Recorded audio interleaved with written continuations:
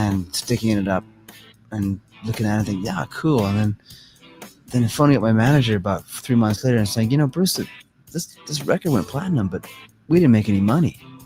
Well, where's the money? And he said, well, you basically paid back everything you spent and you basically did for the last 4 years. So you may have a platinum record, but sorry, there's no money.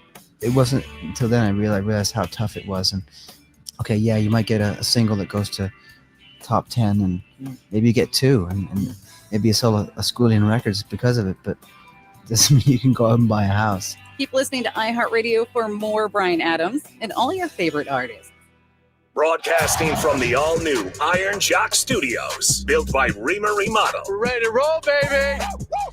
This is WRNW-FM Milwaukee, 97.3 The Game.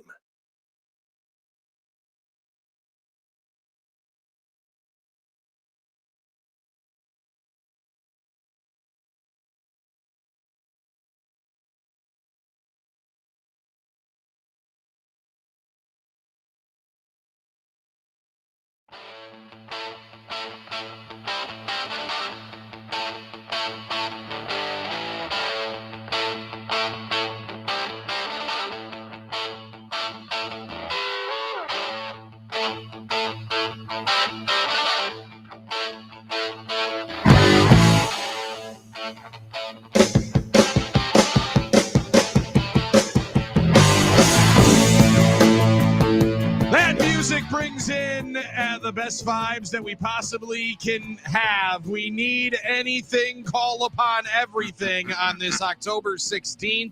Game 3 feels as loser go home, but the Brewers have more opportunities. Not a whole lot of wiggle room at this point as they get out to LA and we wake up with the franchise player Tim Allen. I'm Billy Schmidt, Andrew Ludwig back in the saddle again, and you are hanging out with us on 1070 The Game in Madison, 101.3 in Rhinelander, 95.3 in Appleton, and streaming live coast to coast, pillar to post on YouTube and X as well. Timmy, we got to do anything we possibly can.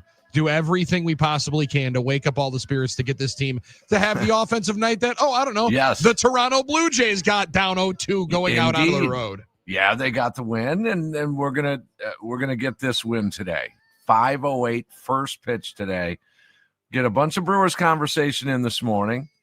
Get a bunch of NFL conversation in this morning. The NFL, you realize this? I know we're trapped in the, I'd say trapped. That's not a good word, but we're deeply invested emotionally into the Brewers season.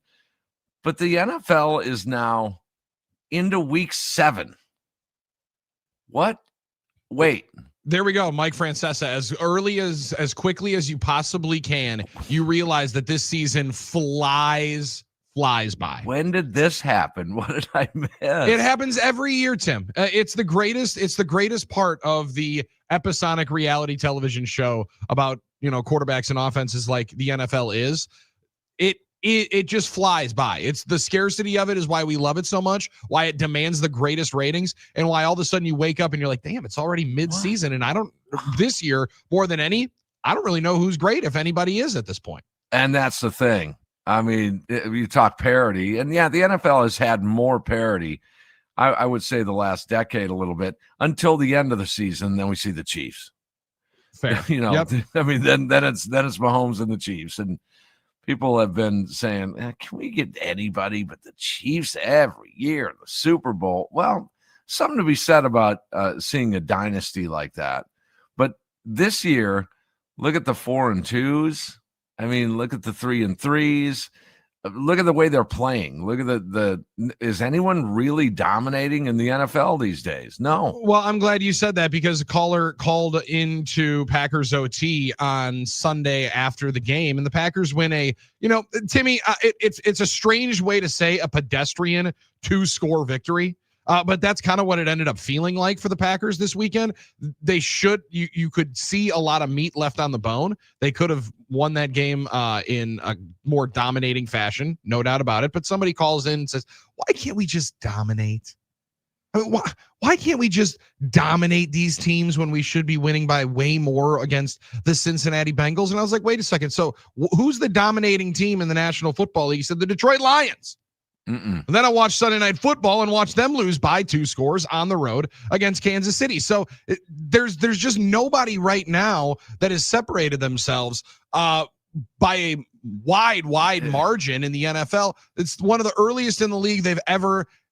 Nobody has still been undefeated at this point into the season, and I think it's as wide open as it's ever been. And the Packers sit right now as the 2 seed in the NFC. What's funny is, so listening to flipping around and listening to you guys after the win over the Bengals, okay, and how it just seemed like there was a negative vibe going on. Big negative vibe. After a win, yet turn the page 24 hours later to compare and contrast. The Brewers lose 2-1, and it was the most positive vibe you could find. Very much looking for optimism and looking for frustration. The difference in the two fan bases post game, no doubt about it. Because you did. There was a lot more manufacturing of the. We still got. Look at this rally that we just posted up, Timmy, in that 9th inning. We got these guys right where we want them until Yamamoto takes the ball for 111 pitches in game 2. That was the thing, though. But a 2-1 game, you were there to steal it, and they lost. I mean, the point is they lost, yet everything was just, yeah, we're okay, it's fine. I mean, they had a chance to steal it and bases loaded and tap that bullpen of the Dodgers. And then you look at Josh Jacobs doing his thing while sick. You get the win over the Bengals, you move on, and it was, oh my gosh, the sky's falling, because they didn't win a certain way. Just win. That's the key here.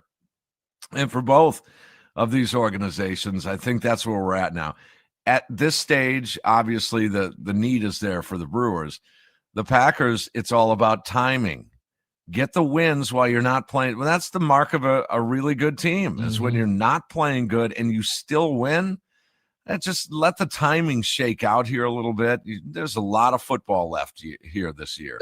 Amen, Tim. And so much of the NFL, and to be playing your best ball right now, I said it a number of different ways to Sunday and on Sunday, that if you're playing your best ball right now, I'm concerned. And those are teams that don't ultimately win the ultimate prize at the end of the year. Look at Detroit last year. They set records for the most 40 and 50-point games, in October and November, and then got boat raced by 3 scores at home on Saturday night into the postseason. So it's very quick. It very much shifts in the NFL. And for the Crew tonight, it's going to be all hands on deck. It's been that way for the entirety of the series, by necessity, not necessarily by plan. But it seems like once again, it's going to be lot of question marks until 5:08's first pitch. Jose Quintana speaks yesterday. We're going to hear some of that. We're also going to hear from Pat Murphy yesterday as the team took to a workout in LA.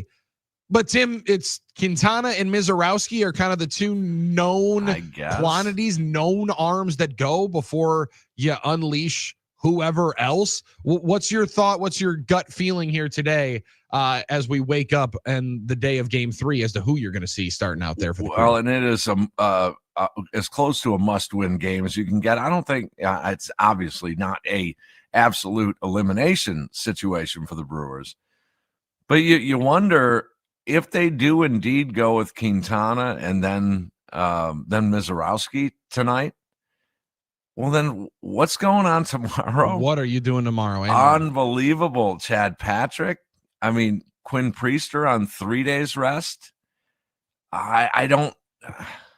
And again, I wonder. It's one of two things. They're seeing something in Jose Quintana that they probably would rather not see. Either one with his stuff, or two with an injury. So one or the other. I don't think it's an injury, because his last time out, what did he go? 3 or 4 innings? 3 or 4 innings and looked really good, settled the game down and kept him in the game. He did, and he looked real stern about it too. I mean, he was mean mugging. It was just, this look on his face. Okay, some people were speculating, well, that's because he's a little pissed that he's not starting. But all I know is that we're 7 games deep into the postseason here, And Jose Quintana does not have one single start. Well, and doesn't have a single start. And Tim, the volume as to which you've gone to the bullpen, he just hasn't seemingly been up nearly as many. He hasn't been up as many times as Robert Gasser. Now that might be score related, but the plan for him to be on the bump has just been so few and far between, to the point where if it's not an injury, I would have massive questions as to why they're holding back one of their only guys that has any postseason experience going in. I think you have to go with Quintana tonight. I think it's a slam dunk. It's Quintana. Lefties in that lineup toward the top. We know who we're talking about. Mm-hmm. What are you going to go an opener and then Miz and then Quintana? I suppose you could do that. A Koenig to start tonight, and then Mizorowski, and then if he needs rescuing, then it's Quintana. If not, you let Miz go as far as he can go, and then it's Quintana tomorrow. I suppose that makes sense too. But how did we get here? You wonder. I'm not super negative about this, but you wonder how they got here to this starting rotation sort of question mark. Murph made a comment a few days ago. We're a little dinged up and we're down to a starter and a half. A starter and a half. Wait a second. You got a long series here. You got a 7-game series, a starter and a half. It's just all hands on deck. And I suppose if you're going to win that way, go ahead. That's the only way you can do it. But Mizorowski is a starter or has been. Jose Quintana is a starter or has been. Quinn Priest is a starter or has been. And then you got Freddie Peralta. I don't know. There's 4 to me if you're looking at starters. If you want to go with an opener, you've got 14 pitchers there. You go with the opener and then go with one of those 4, quote, starters. At the end of the day, you have to take some swings, and it feels like most of the time the opener, Tim, is the Hail Mary pass. That's the deep shot. That's the let's try to go get a chunk and surprise somebody. It feels like right now they need to go with the surprise and actually throw the guy that's going to be the bulk pitcher to start the game. Well, you got to be careful. Crazy idea in that thought. Well, you got to be careful not to overexpose as well. Once these guys start seeing, now we're 2 games in. But, when it gets to game 5, 6, when you start overexposing these Chad Patricks of the world, that's a sense that, the Dodgers are going to start, any opponent would start dialing in on that reliever. So you got to be careful there too. Yeah. Aaron Ashby, with the amount of appearances he's going to stack up into this offseason, the Cubs and Dodgers are both going to be licking their chops waiting for 2026, hoping that they see him a little earlier into the year. 877-794-1973. Game 3, waking up with you before the Brewers take on the LA Dodgers, down 2-0, back out in Lipstick City for the next 3. And that's the other part of it, Tim, where the plan, there has to be more of a plan. You got to think that there is so much conversation behind closed doors that they just don't want us knowing about, because the lack of off days in this series, so contrary to what we just faced in the division series. Like, you got to be counting on and hoping for a number of different guys to maybe extend a tick longer than they did. And then you were going to be able to use maybe have a tick longer leash, even though in the postseason you're going to go and try to push any button at a moment's notice. But they need some depth, because this bullpen right now is already going to get taxed and was inherently going to with the lack of off days. But the way that they've gone in the first 2 days, there's reason to be actually concerned as to where on earth, if they get to Saturday, what they're doing. You mentioned today and tomorrow. Saturday is also a possibility that it has been all hands on deck, but that is the biggest question of maybe somebody ends up from off the roster to be able to throw, because that's one of the only ways that I'm trying to dial in some of these innings. Well, and if you lose a guy to injury, he would not then be available for the World Series. Correct. Yes. That's the rule. You can't just play cat and mouse that way. Dave Roberts and Pat Murphy playing a little cat and mouse. I'm convinced if this series is tied 1-1 right now, I don't think Roberts announces his game's 3 and 4 starters right out of the chute. He just announced it the other day and said we're going to announce it. Well, what does Murphy reply with? Well, TBD. We're gonna find out. If this is 1-1, then I don't think Roberts says, well, it's going to be Glasnow and Ohtani. Once they had a stronghold at 2-0, that's when Roberts said, oh, yeah, we're par for the course here. We're just going with our guys. No worries. We're not going to play that game.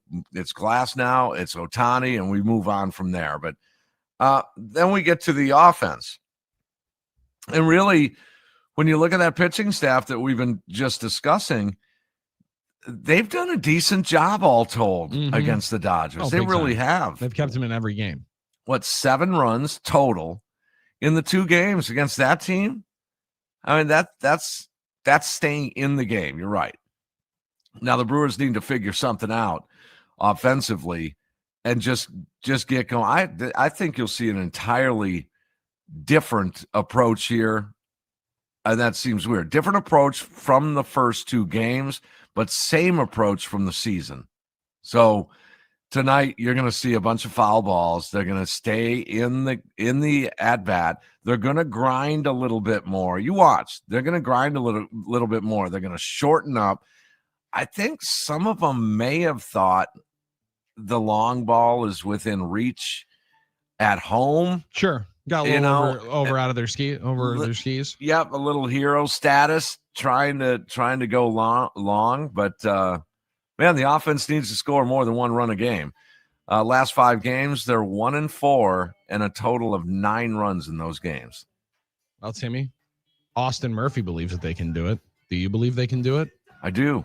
That's what we like to hear. Come on now. We need more of that at 877-794-1973. Had a texter that wrapped up Drew and KB yesterday, or wrapped up the end of the show and said, I'm buying tickets for game 6 and 7 right now because you guys restored my confidence in this team. I hope there's more of those at 877-794-1973 because there can be there's no reason to believe they can't go out and win 2 or 3. They won 3 out of 3 in that stadium earlier this year. It's been a place and a little bit of a house of horrors for the Brewers for the last decade and a half. This year it was different. Let's keep the correction towards the mean and make it again a place where the Brewers have some success and just get it back here. You talk about the small victories. You got to shorten the window. You got to shorten the race up. You got to win tonight to be able to keep yourself in the fight. Just win a game. It settles everything down. It puts a little more pressure. I don't know about little. We can debate that. I think the pressure's on the Dodgers. The Brewers win tonight because the Dodgers are saying then heading into tomorrow, they take this one. We got a new thing going on here at 2-2. So tonight is key. You get that win, and it just volleys the ball back into their court a little bit and pressurizes them. Yes, makes them return it. Makes them return serve. Right now they're up 30-love, and we need to get ourselves into the game. 877-794-1973. We love being able to chop it up with the individuals that are going to be on the radio show here today. Scott Dolphin coming in next, steps into the studio. And we actually have some country music to discuss with Dolph because country music is happening at Lambeau Field, not once, but twice. And that's twice as nice coming up in May for one of the biggest stars in that game. Matt LePay is here in the second hour of the program, getting ready for the football feast in Madison tonight. Easttown Mall tonight will be there. Nice. Timmy, that's your old stomping grounds. Oh, it is. Oh, bought a you lot ran of clothing. all around that place. bought Berman's leather and merry-go-round. We don't even want to know what that back was in the 80s. Wow. I kind of do. Too much fun. Oh, wow. You'll hear mountains of those stories. Oh, interesting. And also Jeff Levering in Los Angeles at 8:20. He's going to wake up early, discuss the game tonight. Game 3, Brewers and Dodgers. Might not be a must win, but it's a gotta have the win. Game 3 for the crew here today. And we're waking up with you, the franchise, in for our minutes. No BS on the game.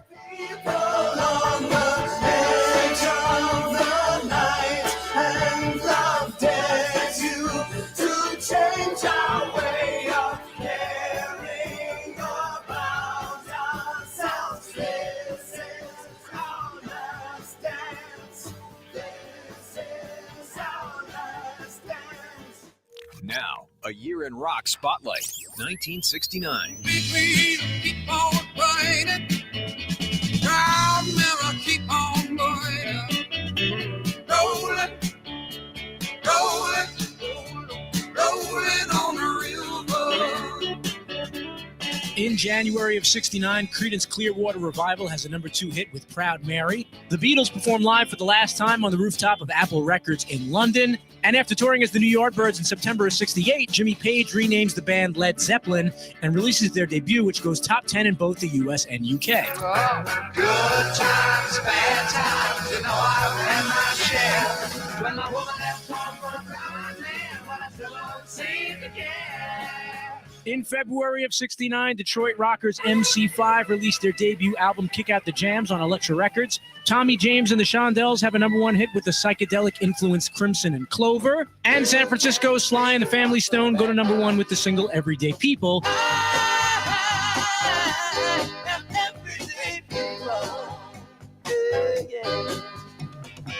Keep listening to iHeartRadio for more from 1969. Coming up.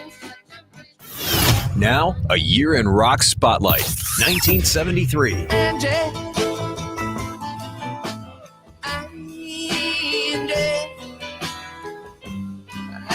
time we said goodbye? The Rolling Stones are back on top with the number 1 album in the US and the UK and a number 1 single, Angie. Come on, baby. Let's Get It On is a number 1 single and a number 2 album for Marvin Gaye. Also in August of 73, Stevie Wonder is back with the number 4 album, Inner Visions. And Florida band Leonard Skinner released their debut album, had a top 20 hit with Freebird, and tour opening for The Who. Won't you fly, Freebird, yeah. Fast forward to October, where on their 8th album, the Steve Miller Band debut a smooth blues rock sound and scored number 1 hit with The Joker. I'm a joker, I'm a smoker, I'm a midnight toker. I sure don't want to hurt no one.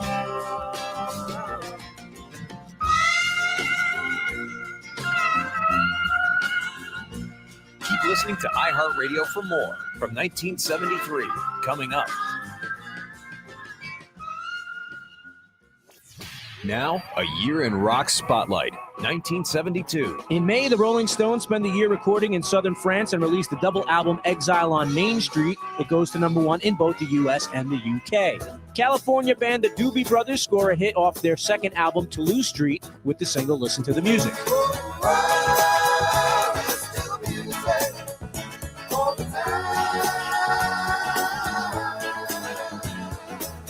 More from the summer of 72, Curtis Mayfield is back on the charts with a soundtrack for the film Superfly. The album yields 2 top 10 hits with Freddy's Dead and the title track. And former Zombies keyboardist Rod Argent has a hit album and a number 5 single in the US and the UK with Hold Your Head Up. Hold your head up, whoa, hold your head up, whoa, hold your head up, whoa, hold your head up. Harry Chapin's performance of the song Taxi on The Tonight Show 2 nights in a row leads to a hit. And struggling UK band Mott the Hoop will get help from fan David Bowie, who produces their album and writes them a hit, All the Young Dudes, which peaks at number 3 in the UK and in the top 40 in the States.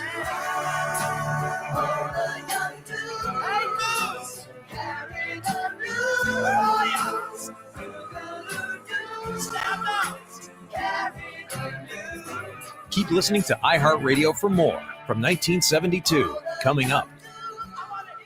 iHeartRadio. Here are the top Steve Miller Band songs that you've thumbed up. Number 3, Take the Money and Run. Bobby Sue, took the money and run. Go on, take the money and run. Go on, take the money and run. Number 2, Rockin' Me. I know that it's true that all the things that I do will come back to me in my sweet time. So keep on rocking me, baby. Keep on rocking me, baby. Number 1, The Joker. I play my music in the sun. I'm a joker, I'm a smoker, I'm a midnight toker. I get my loving on the run.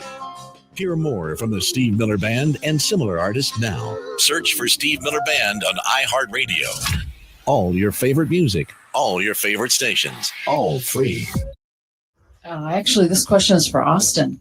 Go, Austin. everybody hears your dad talking all the time. So based on your inside knowledge of the Brewers, what do they have to do to get out of this 2-0 deficit they're facing?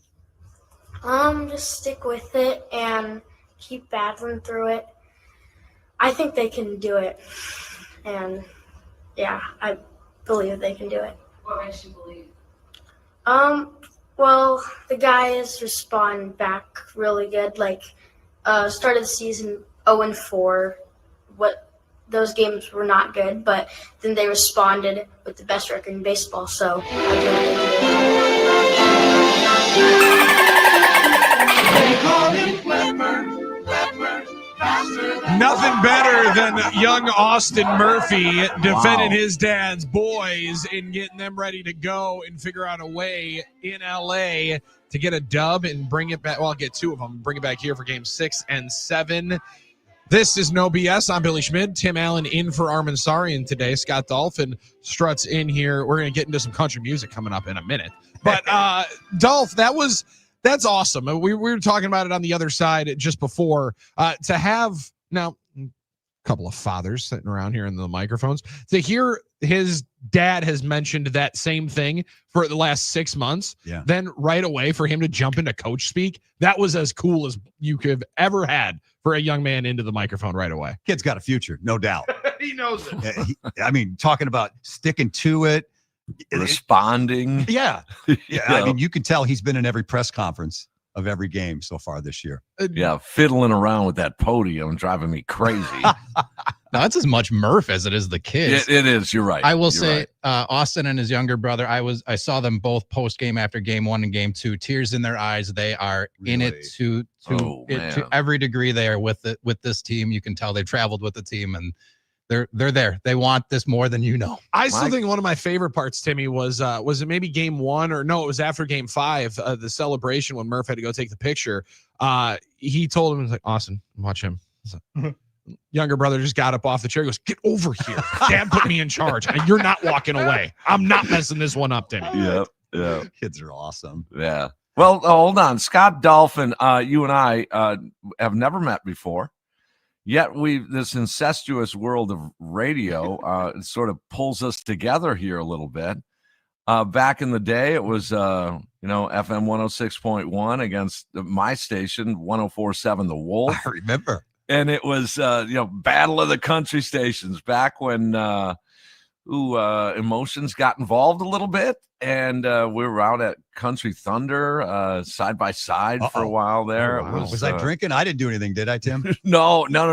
You're clean as a whistle there. Yeah, no problem. But it's great meeting you. Great talking. You too, man. I remember the Wolf. We were I was at Summerfest or something, and man, they're flying over top with the banner, and I'm thinking these guys mean business. That's a Tim Allen move there. And then in typical, radio fashion, as Tim mentioned, they flipped formats and everybody went away. Bye-bye. And Crazy what's funny about that one, as Milwaukee's 97.3 obviously went through some changes, and that's radio and we have to be survivalists. But it's funny how the corporate level will pin it on you. So they call me and they say, hey, we're going to flip the format and, you're out. Hey, by the way, can you fire your staff? Wait, really? The answer would be you fire. I'm not firing anybody. Wait, when does this take effect? I think I'm now powerless. No doubt. I mean, think of that. They don't want to do the dirty work, and they want me to do the dirty work and then leave with a box. That's brutal. Yeah. The classic feel. And as crazy as Tim Allen is, because he's somewhat of a chameleon, that was just one shade that he was not able to. That was one thing that he was not able to change to, because he can go to sports, can do country, can do rock music, could probably do some political conversation if anybody would be interested in. Yeah, Scott. I don't know that you're going to be able to do the Hispanic radio station. I was about to tell you guys. I looked into it back in say 2007 range when I thought the Brewers postgame show was a thing for me, and I thought, well, this might last here a little bit. The Latin players, upwards of over 30% now in Major League Baseball. I thought, maybe take a decade, because that's what it would take to speak fluid Spanish. And I regret that. That's one regret I have, that I should have done that back then for better communication with the Latin ball players. It would have been a benefit. It's crazy how fast I think people pick it up. I remember just when we go to Mexico, my wife and I go maybe 2-3 times a year. When you're there, like by that 6th or 7th day, maybe you're not speaking the language, but you're starting to understand what, when they're talking about certain things at dinner or whatever. And you're like, man, if I lived down here for a couple months. You can always tell yourself it. I'd gone for about 7 or 8 years of Spanish through school. And then once I was away from it for a good year and a half, the only thing I could remember was Play-Doh or El Baño. How can I go to the bathroom? Get out of class as early as possible. But to that point, Timmy, you were trying to be Sophia Minter before she got over here. Where you could then all of a sudden be doing the interviews and then also flip it in and translate it. That's pretty cool. It's a superpower of hers. It is. And it's a real weapon in the game, Timmy, because I think it also allows the connection with some of their best players post-game interviews. She can actually get some real reaction and a little bit more of the emotion into it. Yeah, I mean, listen to some of the interviews. No translator needed. She's double duty right there. Now, if she goes and asks Shohei something tonight in Japanese, I'm really going to be that would be impressive. Yes, she needs to argue, make sure she builds that into a contract though, to be able to get double time for that, because they got multiple interpreters onto the road. So if anything, she could be getting another paycheck. No question. There have been moments where Daniel, the guy that translates for most of the players on the team, is in the clubhouse somewhere away from the locker, and she'll just step right in and translate for the media right there. I mean, I got you guys. She is awesome. And How about last night though, Dolph, as we're trying to inspire a little bit of confidence, a little bit of hope, a little bit of optimism. Home team that goes down 0-2 comes back with a vengeance last night in Seattle. Toronto got themselves back into the series. Well, the secret was the Blue Jays pulled out those 1977 powder blues. Good point. The Ernie Witt era. I think it was back in Toronto. Yep. Those are awesome unis. But Pat Borders and Rance Mullenix. Rance, the only Rance probably that ever played Major League Baseball. Rance Mullenix. Not to be confused with Reince. That's right. Oh, sorry, I didn't want to bring politics into it. Well, but to the point though, Dolph, I'm pretty sure. Correct me if I'm wrong. I think the Phillies did the exact same thing with their powder blues when they were down 0-2. And they won. And they won game 3. So do we have any of those still in the closet from the 80s, Timmy, that they used to be able to have? Maybe those Jim Gantner looking powders. I mean, the City Connects are somewhat close. We just need to get some blue pants to be able to tie the whole kit together. And Dolph, the main thing is they really need to play their brand of baseball. And win, lose, or draw, you go in there tonight and just play the ball you've been playing all season long. And if you lose, you lose. But you better play your brand of baseball, because in the first 2 games, it didn't look like them. No, how about being a little more selective? Murph credited Dodger pitching. He said we're the most patient team in baseball, and they made us lunge at pitches early in the count, and that gets the Brewers beat. They can't afford to do that, and they got to score at least 3 or 4 runs, don't they, to win the game tonight? I mean, you can't. You're not going to win many games 1-0. So get a crooked number or 2 on. I really believe that the pressure goes back to the Dodgers in twofold. One is guys that you do just what Scott just said there, and that's put up some runs here. Just get some runs, 3 or 4 or 5 runs on the board. That pressurizes the Dodgers in tonight's game in itself. But then a loss for the Dodgers, being still up 2-1, it does say, just in the back of their mind, they're going to say, ooh, yeah, this is a big game for us. We don't want them to come back 2-2. So almost threefold. Number 1, play your brand of baseball. Number 2, get some crooked numbers on the board. And number 3, win that game. Yeah, and I think they all parlay themselves into the last result, Timmy, of getting a win. Some extra base hits is another part of it, right? I mean, they talk about home runs into the postseason, win games. But for this team, extra base hits were the way that they applied even more pressure throughout the year. Like you said, Dolph, get a couple of base runners on. Find some ways to force a little bit more of stressful pitches. Because out of the 111 pitches Yamamoto threw the other night, I think the first one was maybe the highest of stress. Maybe the second one after the home run. But other than that, it was 100 pitches of basically just cruise control. It's not going to be easy against Glasnow either. But as Armin said yesterday, you got to get to that soft underbelly of the Dodgers if they have one, which is their pen.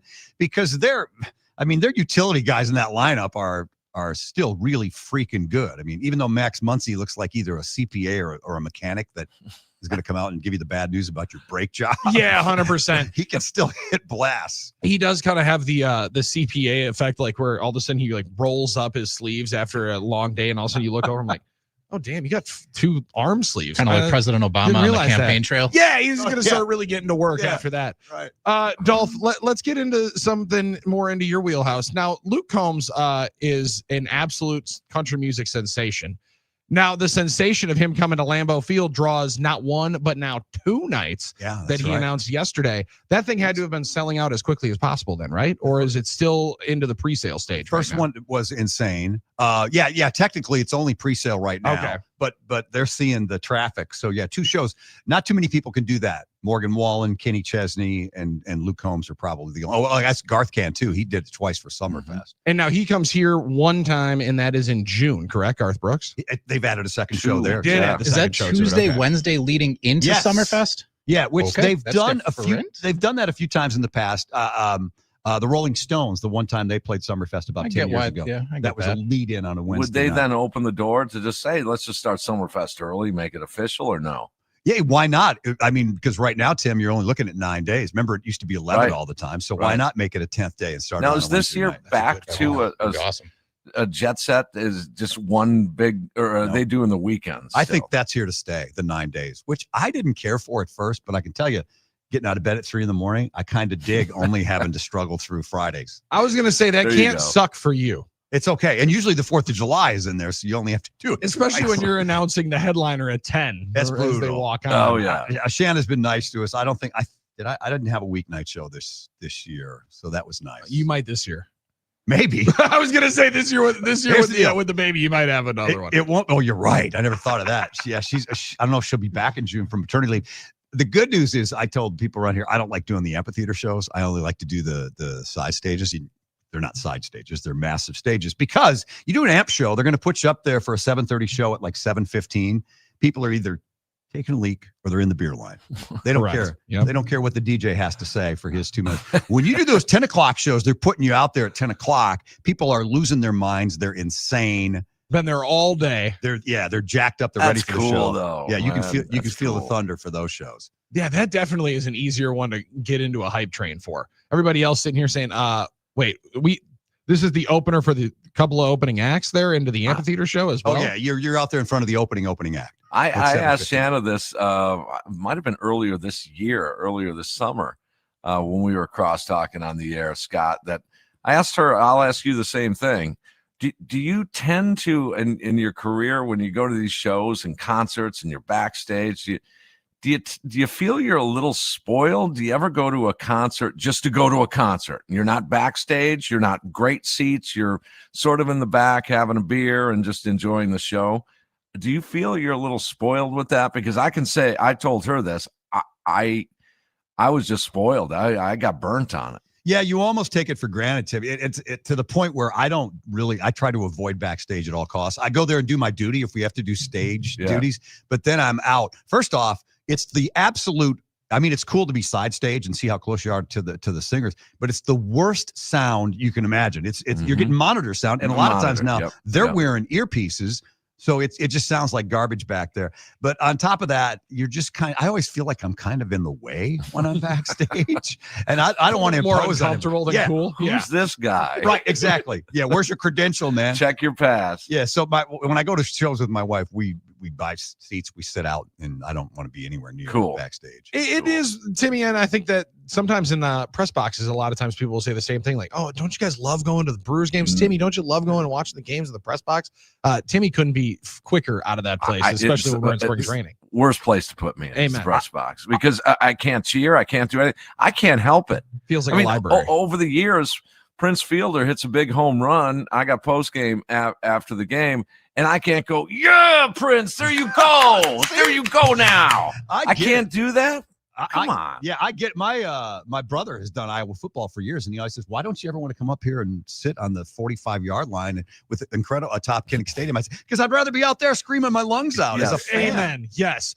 Even though his spot next to LePay, that one might be pretty good, and then you could also give a couple of elbows the couch. That's a that good- one might that's a work good out point. pretty well for it, too. That's fun. Timmy, that's why they stick what us did in the top row of the Lambeau Field press box. So then when I'm standing, nobody else realizes that I'm like hunched over trying to sweat out a couple of different props and maybe a 6.5 into a power stance as I'm waiting to watch them run some halfback power off. Oh, the that's other what you're side. doing up there? I'm just waiting for them to run power. If you were to mass all the kids that were last chosen on Pick a Team in elementary school, all those kids, that fills a press box. And with that, no lies being told. Billy. No, I was definitely towards the bottom. Yeah, I would definitely probably was towards the bottom. Then no one wanted. I was one of them too, man. We don't want, hey, that Tim guy, that little Timmy over here. Who's that No, kid no. taking pictures? Yeah. Picking his nose, taking pictures. Why do we want him on the team? Dolph, always appreciate it, brother. You're built for fall. We love the Brewers sweatshirt. We need as much swag and call upon any spirits as we can later on. Good seeing you, Scott. You too, Tim. Finally. All right, yeah, finally. After 3,700 shows on this radio station, we finally get to work together. Almost 3 decades. Yes. It's nuts. Wow. Yeah, I finally get to meet the legend that is Tim Allen. Just wait, you guys are in the new lineup together too. So longer. Who's batting what? Yeah. I'm going to go before I get fired. Dolph, appreciate it, brother. See you, boys. I'm going to be in there to dominate Armin in game time in a That's couple right, of seconds. 650. There he is, Scott Dolphin, hanging out with us here on No BS. Tim Allen is in for Armin Sarian here today. Game 3, Brewers and Dodgers. Win at all costs. Timmy, it might not be a must win, but it's a gotta have it game, right? Because a must win and elimination game might be two different ones. But 5:08, 3:08 local time, first pitch. Mary Hart not even in her seat yet. They're right behind home plate. Who knows? Maybe you take advantage. Take advantage of a little bit of a sleepier Dodger crowd. Yeah. Hopefully you're not sleeping here today, especially if you got to be at work by 7. We're waking you up. Step up with us. Tim Allen's over there on the other side. Andrew Ludwig, I'm Billy Schmidt. It's No BS on the game. Just give me a kiss. iHeartRadio. Here are the top police songs that you've thumbed up. Number 3, Roxanne.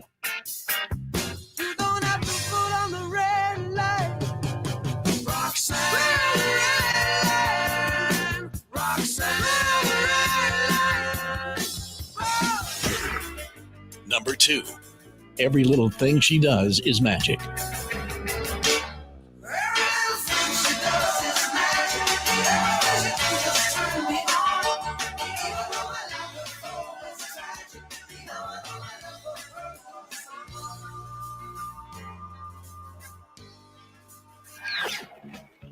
Number 1, Every Breath You Take. Every breath you take, and every move you make, every bond you break, every step you take, I'll be watching you. Hear more from the Police and similar artists now. Search for the Police on iHeartRadio. All your favorite music, all your favorite stations, all free. iHeartRadio. Here are the top Blondie songs that you've thumbed up. Number 3, One Way or Another. One way or another, I'm gonna find you. I'm gonna get you one day, maybe next week. I'm gonna meet you. I'll meet you. Number 2, Heart of Glass. In between, what I find is pleasing and I feel it fine. Love is so confusing, there's no peace of mind. If I fear I'm losing you, it's just no good. You're cheesing like liver. Number 1, Call Me. Emotions come, I don't know why. Cover up lies I live by. Call me, call me anytime. Call me, Hear more from Blondie and similar artists now. Search for Blondie on iHeartRadio. All your favorite music, all your favorite stations, all free. Now, a year in rock spotlight, 1967. Try to set the night on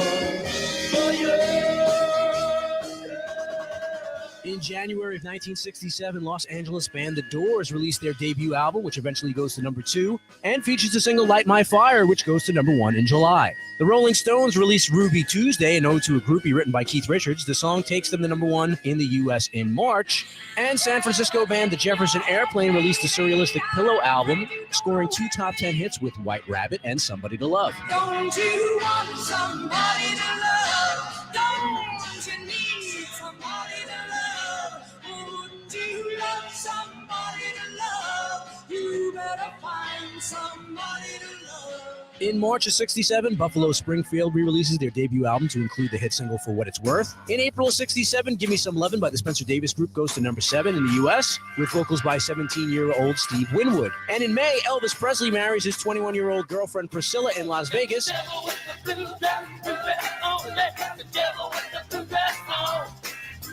In May, Mitch Ryder hits number 4 with Devil with a Blue Dress, Good Golly Miss Molly. And the Jimi Hendrix Experience released their debut in the UK. In July, they toured the U.S. as the opening act for the Monkees in support of the U.S. album release. Keep listening to iHeartRadio for more from 1967, coming up. If you really want to support our troops, just contact the USO. You can't believe how much they do for us. To find out how you can help, visit us at USO.org. The USO, until everyone comes home. Boys, I'm in trouble now, ain't even trying to get out. So come on, baby, take me down, down, down, yeah. Don't know what happened tonight, don't know what happened last week, don't know what happened to her, but she about to happen to me. No BS Morning Show hanging out with you. Billy Schmid, Armin Sarian out today. Tim Allen in as the Brewers get ready for Game 3 of the National League Championship Series.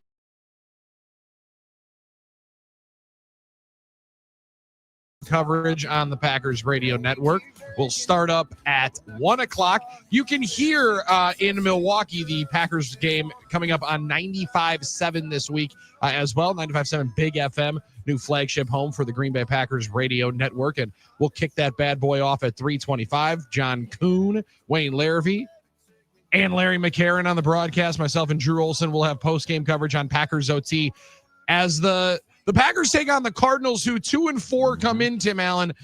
Limping in is a fair way to categorize the Cardinals here, because after starting out the year quite hot, 2-0, they got a lot of 2024 New Orleans Saints on them, with a couple of one-score wins against the Saints and Panthers, respectively, and then a 1-point loss at San Francisco.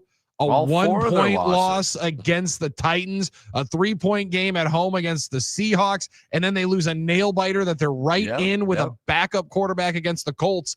A weird 2-4 team, but does seem a little bit dangerous if they're healthier than they have been, I think. Yeah, 1-score losses in their last 4 after starting out 2-0, and you're thinking, well, you know, maybe the Cardinals are putting things together. Kyler Murray is a year separated from the injury, and you know, you've got weaponry in Connor and Trey Benson, and McBride is a beast of a tight end, and Harrison Jr., and you've got some weapons there. And then it just didn't. I mean, they're right there with 1-score games. Now, you got to be careful with this team when they're playing tight ball games, and really the NFL. All of these games are kind of close. I mean, if you're in the wagering world, I mean, wow, go with the points. When you're getting a handful of points, it seems like you should go with the points these days, and then shut my mouth. Week 7, it might be all the favorites that just roll. But they're a team that can get you. Jacoby Brissett, I've always been a fan of, Billy. Mm-hmm. Just kind of a gamer. True pro. Just a guy that's a journeyman. He's been all over the place. When you watch him play, it was almost like Russell Wilson in his prime, to where you're always in the game. You find a way. He finds a way to just stay in the game. He threw for over 300 yards. I think the most Murray has thrown for this year is 220. That's it with that kind of weaponry. Now they get all beat up with injuries.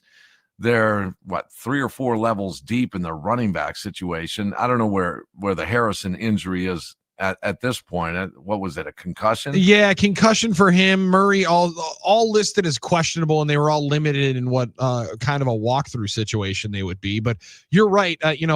Knight and DeMarcado, the one that was getting, his chest smacked by Jonathan Gannon a couple of weeks ago, they're also listed on this, CVS receipt of a injury report.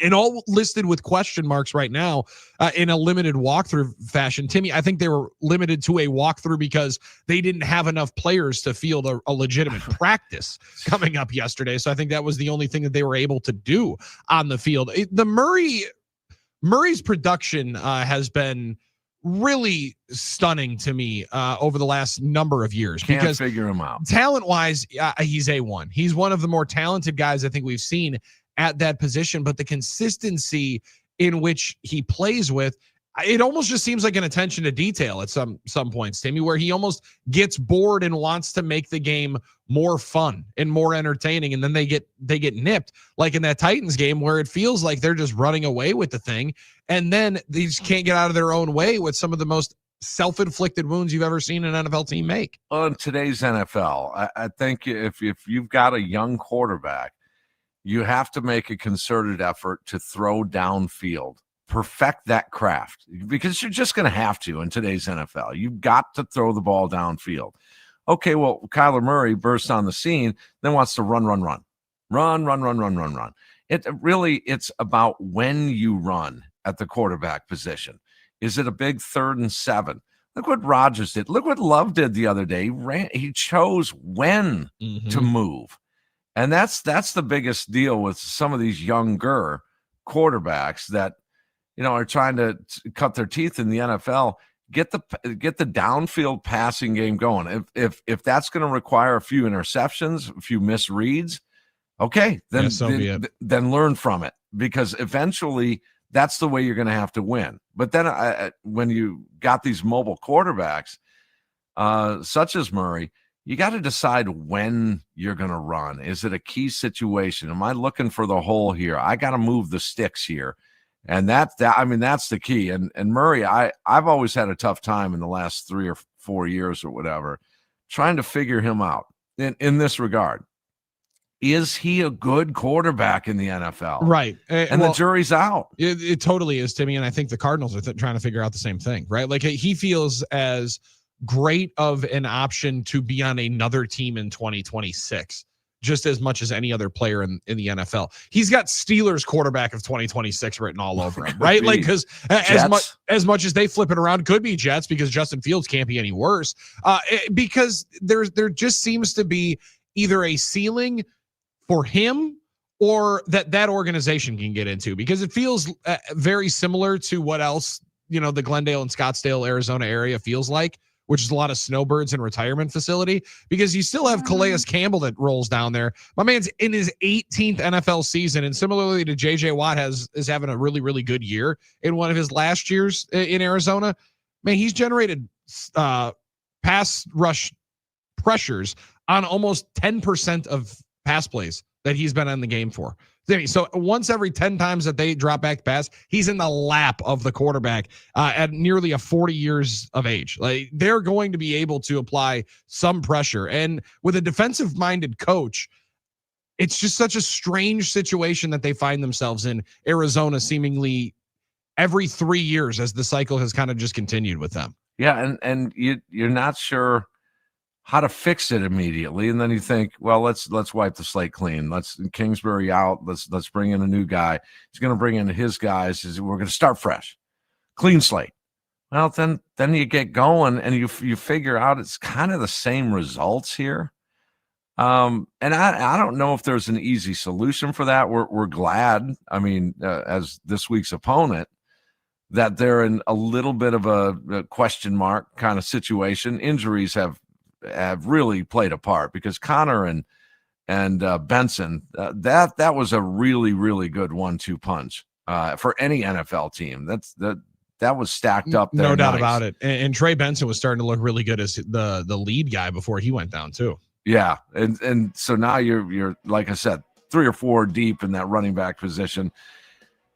Go out there and beat the Arizona Cardinals. I don't even know what the spread is on this. I have no idea. I haven't even looked at it. Well, luckily somebody knows. Packers are laying 6.5 currently at the Potawatomi Sportsbook. A couple of DNPs from yesterday's practice for the Pack.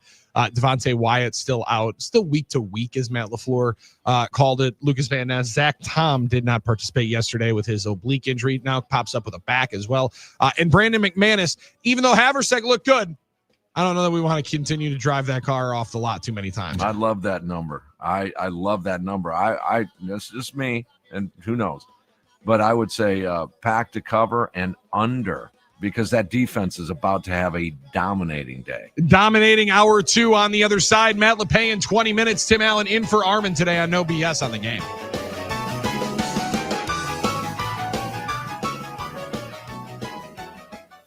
Now, a year in rock spotlight. 1973.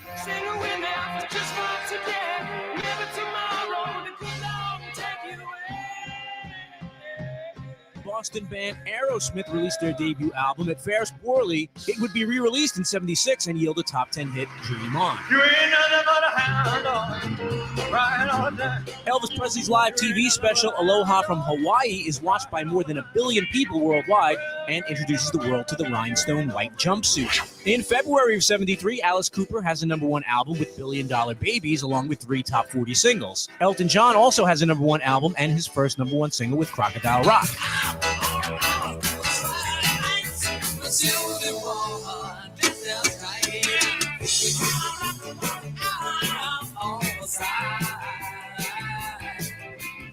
Paul McCartney and Wings have a #1 single with My Love, and the Stooges signed to Columbia Records and released their final album, Raw Power, produced by David Bowie. In March, Pink Floyd releases the now legendary Dark Side of the Moon. It goes to #1 and becomes one of the best-selling albums of all time. And everything under the sun is you. The sun is a great spot.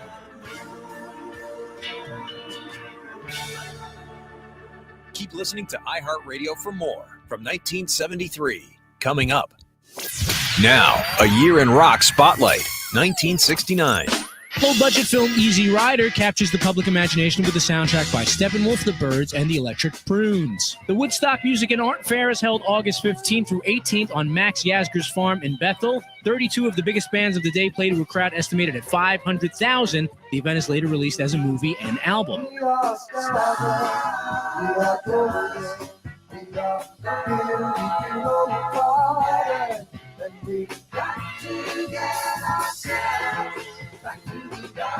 And with the boost from their appearance at Woodstock, San Francisco band Santana hits the top 10 with their debut album, Evil Ways.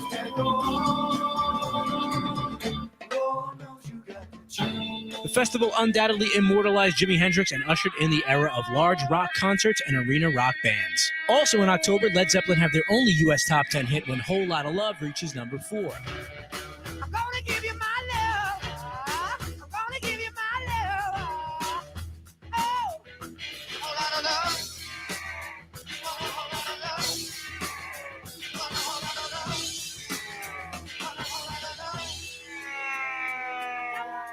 The Allman Brothers Band released their debut album on Capricorn Records to good reviews but limited sales. And 7 years after his last #1, Elvis Presley tops the charts with Suspicious Minds.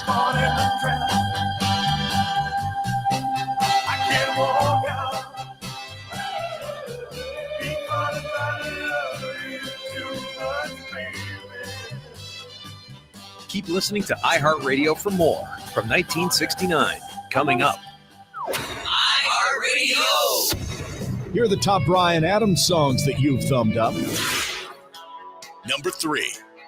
Run to You. When it gets too much, I need to feel your touch. I'm gonna run to you.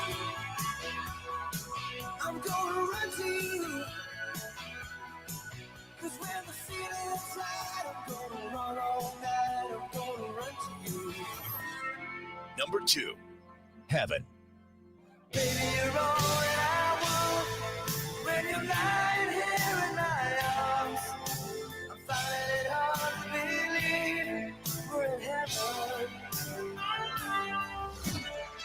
Number 1. Summer of '69. Standing on your mama's porch,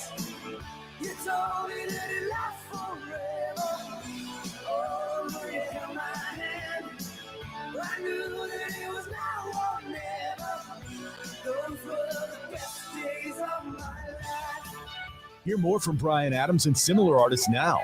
Search for Bryan Adams on iHeartRadio. All your favorite music, all your favorite stations, all free. We call it Wagertainment. All right, place your bets. Place your bets. VSiN, every night at 6. Presented by Potawatomi Sportsbook. Bet above the rest on Fox Sports 920. iHeartRadio is the easy-to-use app for music and radio. Download the free iHeartRadio app today. iHeartRadio goes one-on-one with Rick Springfield to discuss some of the differences between his acting career and his music career. The hardest part is actually getting up at 5 a.m. for being on the road and then going out and playing. That's actually the toughest thing. The traveling has always been the hardest thing. I mean, I can get up at 5 o'clock in the morning for an acting gig because, it's not high exertion. You're basically being driven somewhere and you just got to work on the part. But the show's what I do it for because of the connection. That's my connection to people. Keep listening to iHeartRadio for more from Rick Springfield and all your favorite artists.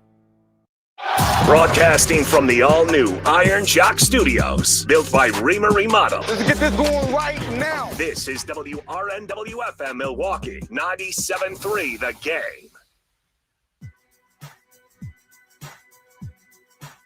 And on the first pitch, Jackson Churio sends one into deep right, and that one's going to fly out of here.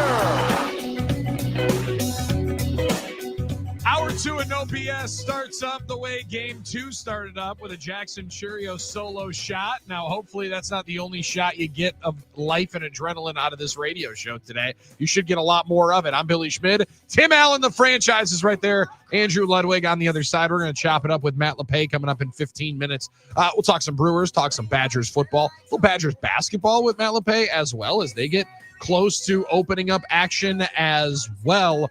But Timmy, there's a lot to enjoy, a lot to celebrate, a lot of reason to still have some good hope as long as we can just hope for the Brewers to crack into that Dodger bullpen.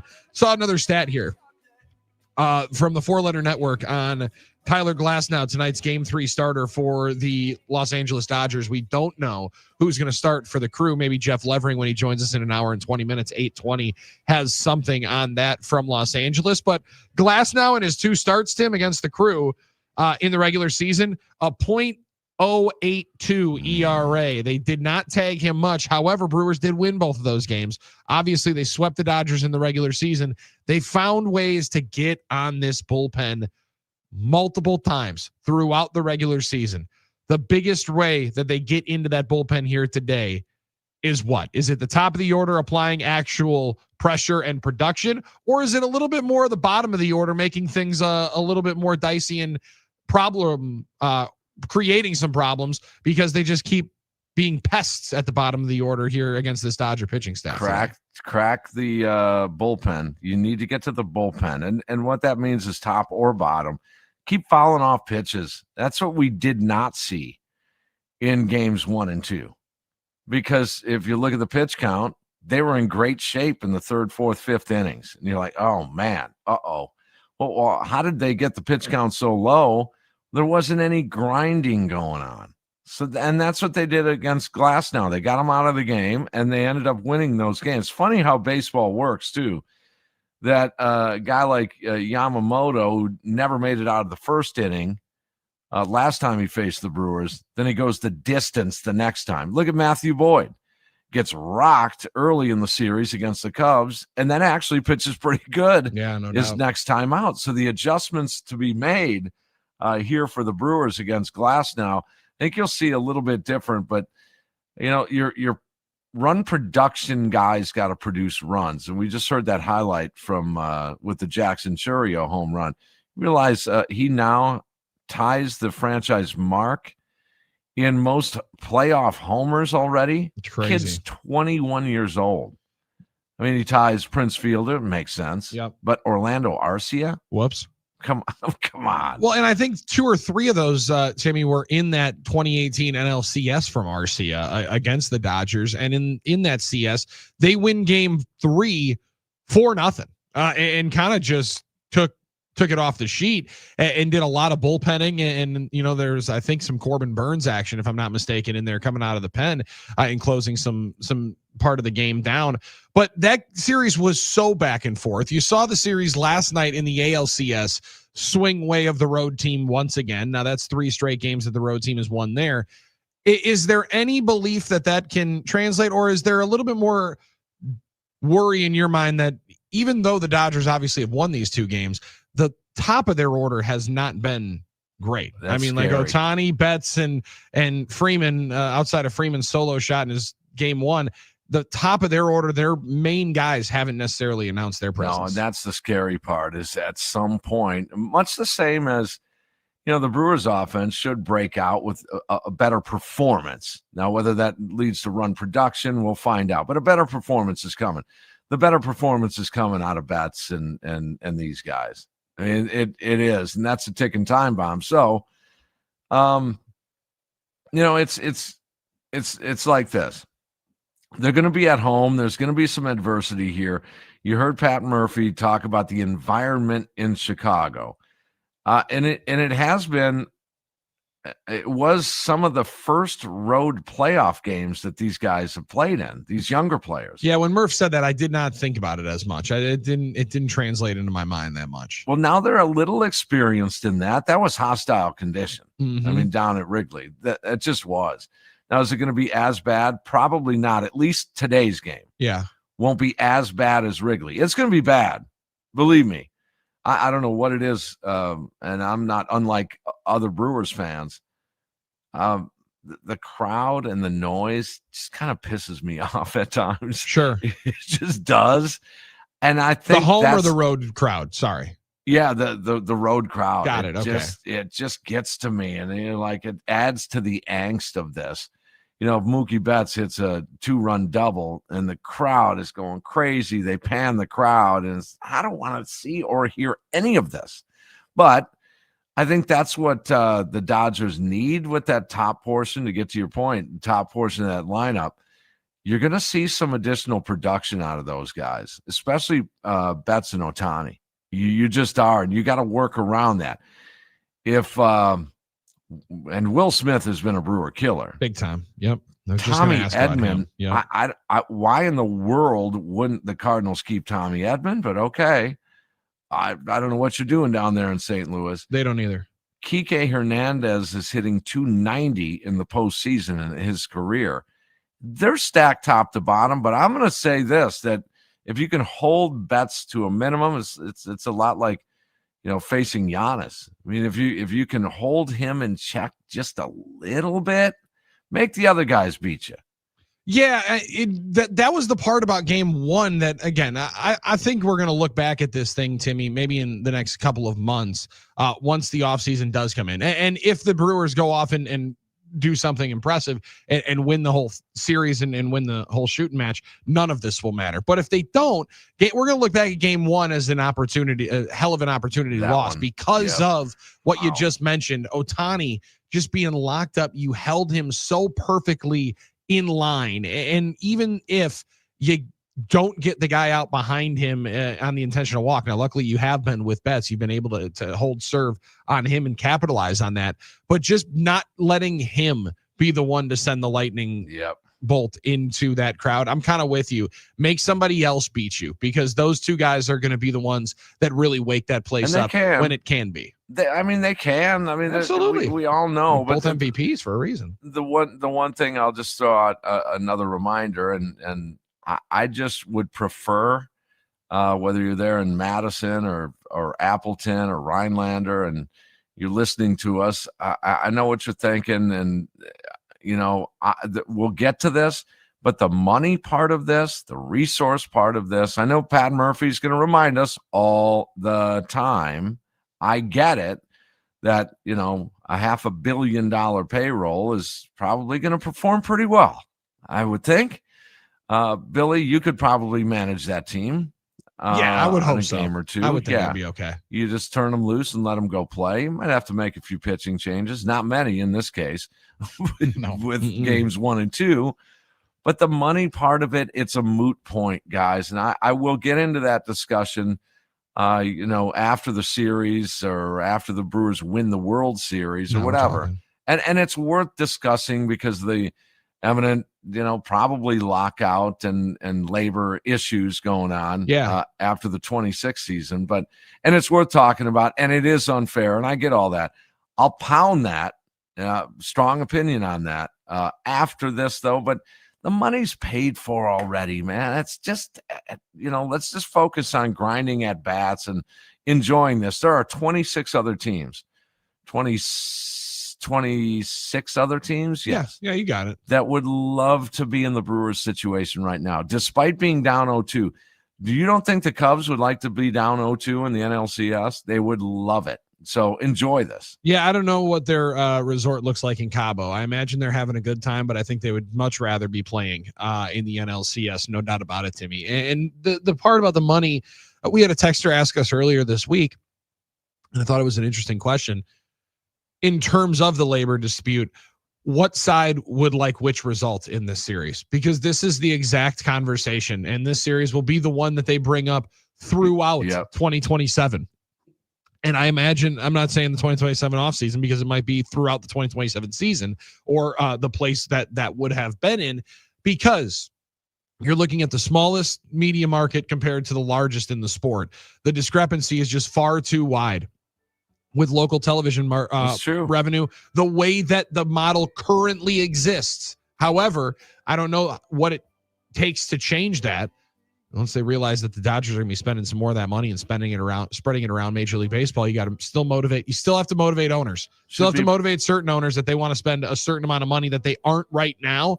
And everyone looks at the Dodgers as the ones that are holding this up. And for sure, they don't want a salary cap.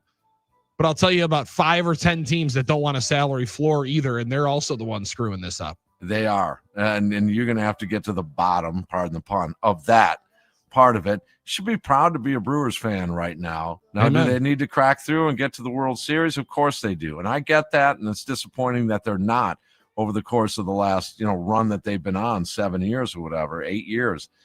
But my goodness, right now, I just Cloud 9, man, they're in the NLCS here in the 25. From Cloud 9 to, well, not Cloud 9. I don't know that a lot of Badger football fans are on Cloud 9 right now. No. Could be getting closer, though.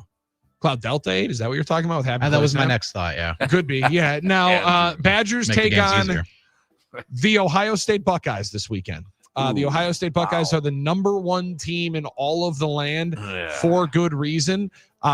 Some people trying to put Indiana ahead of them in certain rankings. We'll talk about this week's opponent for the Wisconsin Badgers with Matt LePay on the other side, but also talk some Brewers because Matt LePay is a big Brewer backer right now. And I know he's got his eyes out west as the Crew take on the Dodgers. Matt LePay will be watching some of Brewers and Dodgers with us tonight at the Easttown Mall in Madison tonight. Football Feast. Come on out and join us. Somebody is going to walk away with some Packers tickets tonight at the Easttown Mall in the Football Feast. We're back on the game. Tim Allen in for Armin. It's no BS on the game.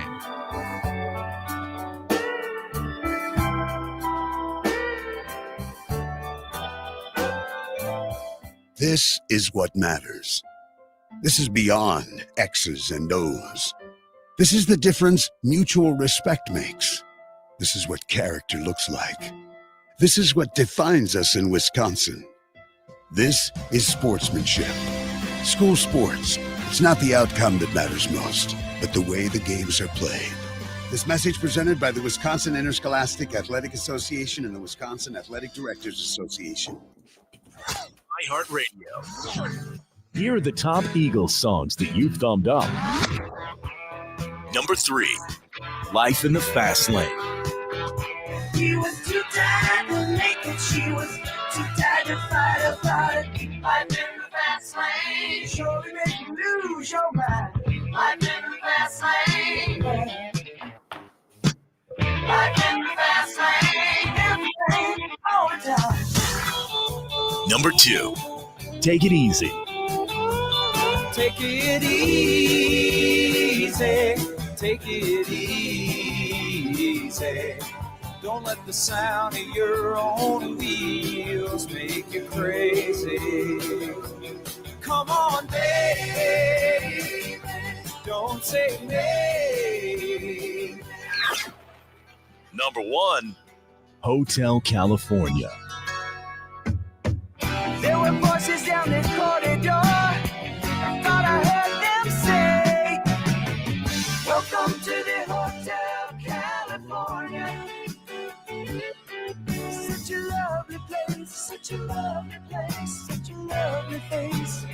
Hear more from the Eagles and similar artists now. Search for the Eagles on iHeartRadio. All your favorite music, all your favorite stations, all free. iHeartRadio. Here are the top Queen songs that you've thumbed up. Number 3, We Are the Champions.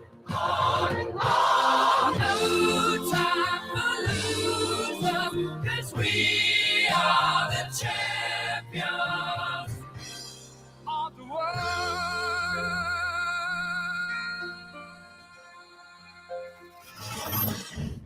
Number 2, We Will Rock You. You got mud on your face, big disgrace. Somebody better put your bag into your place. We will rock you. Sing it. We will rock you. Number 1, Another One Bites the Dust.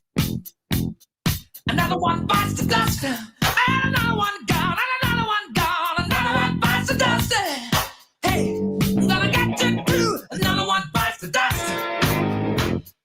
Hear more from Queen and similar artists now. Search for Queen iHeartRadio. All your favorite music, all your favorite stations, all free. iHeartRadio. Here are the top Elton John songs that you've thumbed up.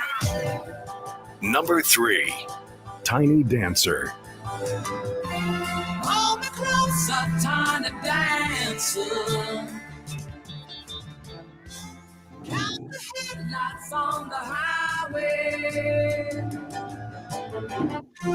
Lay me down in sheets of linen. Number 2, Rocket Man. I'm not the man that think I am at home. Oh, no, no, no. I'm a rocket man. Rocket man. Burning out the fuse out of every home. Number 1, Benny and the Jets. She's got electric boots. I'm more have food. You know I'm better than a magazine. No. Benny and the Jets. Hear more from Elton John and similar artists now. Search for Elton John on iHeartRadio. All your favorite music, all your favorite stations, all free. iHeartRadio goes one-on-one with Peter Gabriel as he reflects on the first official gig Genesis had in 1969. Ah, well, actually, it was at the end of the lane going to my parents' farm. There was a family there called the Barnes who wanted a band to play at their party. And truthfully, the people at the party really wanted to hear hits, and they didn't want to hear original songs, which is the age-old dilemma for bar bands. Keep listening to iHeartRadio for more Peter Gabriel and all your favorite artists. 97.3 The Game. This is what's trending in Milwaukee now. This update is brought to you by American Place Casino. Nonstop excitement just over the border in Lake County, Illinois. The Brewers trail the Dodgers 2-0 entering Game 3 tonight at Dodger Stadium. Pat Murphy told reporters yesterday the pitching plan is under construction for tonight with The Miz and Jose Quintana as options to pitch the bulk of the game. First pitch 5:08 p.m. from Dodger Stadium. The Blue Jays on the board in the ALCS. They beat the Mariners 13-4. Seattle leads that series 2-1. Two Brewers up for Gold Glove awards. Bryce Terang at second base and right fielder Sal Frelick, both named finalists yesterday. At Packers practice yesterday, offensive lineman Zach Tom, defensive lineman Lucas Van Ness and Devontae White, and kicker Brandon McManus did not participate due to injuries. Packers are about a touchdown favorite at Arizona on Sunday. And tonight, you get the Browns and the Steelers on Thursday Night Football. I'm Scott Dolphin from The Game. iHeartRadio.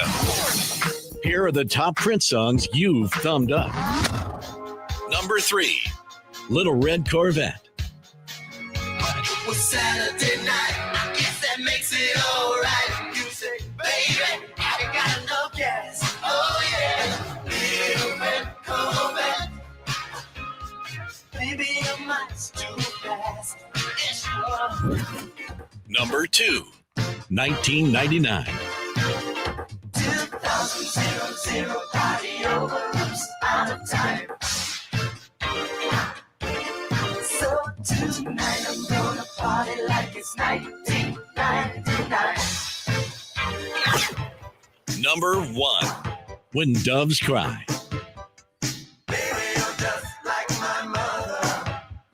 She's never satisfied. Why do we scream at each other? This is what it sounds like when doves cry. Hear more from Prince and similar artists now. Search for Prince on iHeartRadio. All your favorite music, all your favorite stations, all free. iHeartRadio. Here are the top Steely Dan songs that you've thumbed up. Number 3, A19. She thinks I'm crazy, but I'm just growing old. Hey, 19. Now we got nothing in common. We can't dance again. We can't talk at all. Number 2, Do It Again. Yeah, you go back, Jack, do it again. We'll turn it round and round. You go back, Jack, do it again. Number 1, Reeling in the Years. Are you reeling in the years? Stowing away the time? Are you gathering up the tears? Have you had enough of mine? Hear more from Steely Dan and similar artists now. Search for Steely Dan on iHeartRadio. All your favorite music, all your favorite stations, all free. Now, a year in rock spotlight, 1972. He was singing bye, bye, Miss American Pie. Drove a Chevy to the levee, but the levee was dry. And good old boys were drinking whiskey and rye, singing, this will be the day that I die. This will be the day that I die. 1972, Don McLean goes to number 1 with the single and album American Pie. Paul Simon's solo debut gives him a top 10 hit, Mother and Child Reunion. Fast forward to March, where Neil Young has a number 1 album and a number 1 single with Heart of Gold.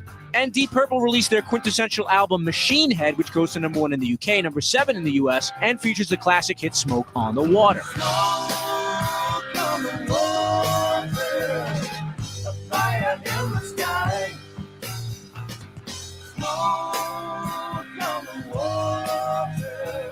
Also in March, the band America releases their debut album. It goes to number 1 and yields a number 1 single with Horse with No Name. See, I've been through the desert on a horse with no name. It felt good to be out of the rain. In the desert, you can't remember your name, 'cause there ain't no one for to give you no pain. Keep listening to iHeartRadio for more from 1972. Coming up. iHeartRadio goes one-on-one with Rick Springfield to get some insight on his latest release, Rocket Science. It's a guitar-based record for sure, and I love big hooks, and not a country record at all. It's a rock and roll record, but it does have some country elements. Keep listening to iHeartRadio for more from Rick Springfield and all your favorite artists.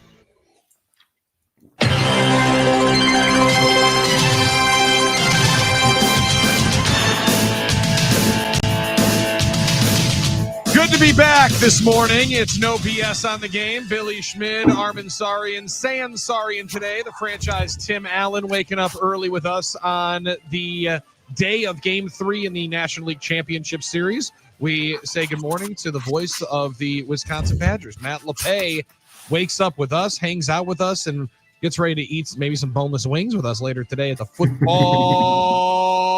Feast. Easttown Mall in Madison. Matt, appreciate it, man. Always fun, but it's so good to be still talking, playing playoff baseball, and the Brewers still fighting away, but need to call upon just about any and every power that be to wake up some offense for this team. Yeah, no kidding. We talk so much about the pitching and how are they going to handle this, but what's the line from Bull Durham? Get a hit, crash, and then get another one. Mm-hmm. My question is, and I have an opinion. It's not like a hot take, but guys, are the Brewers is the approach out of character, or have they just run into one heck of a buzzsaw with the starting pitching in these first two games with the Dodgers? Maybe a bit of both, but I'm thinking they've just run into a buzzsaw. The way the Dodgers are pitching, their ability to avoid getting into their own bullpen. I guess at some point you just got to tip your cap to them a little bit. Yeah, Timmy, you've talked about the approach being quite a bit different, but good Lord, does it feel like it's a different group, different beast than what they've been battling through? Almost like what people were worried about not being able to string a bunch of hits together into the playoffs. It seemingly is rearing its ugly head just because Snell and Yamamoto were ungodly good.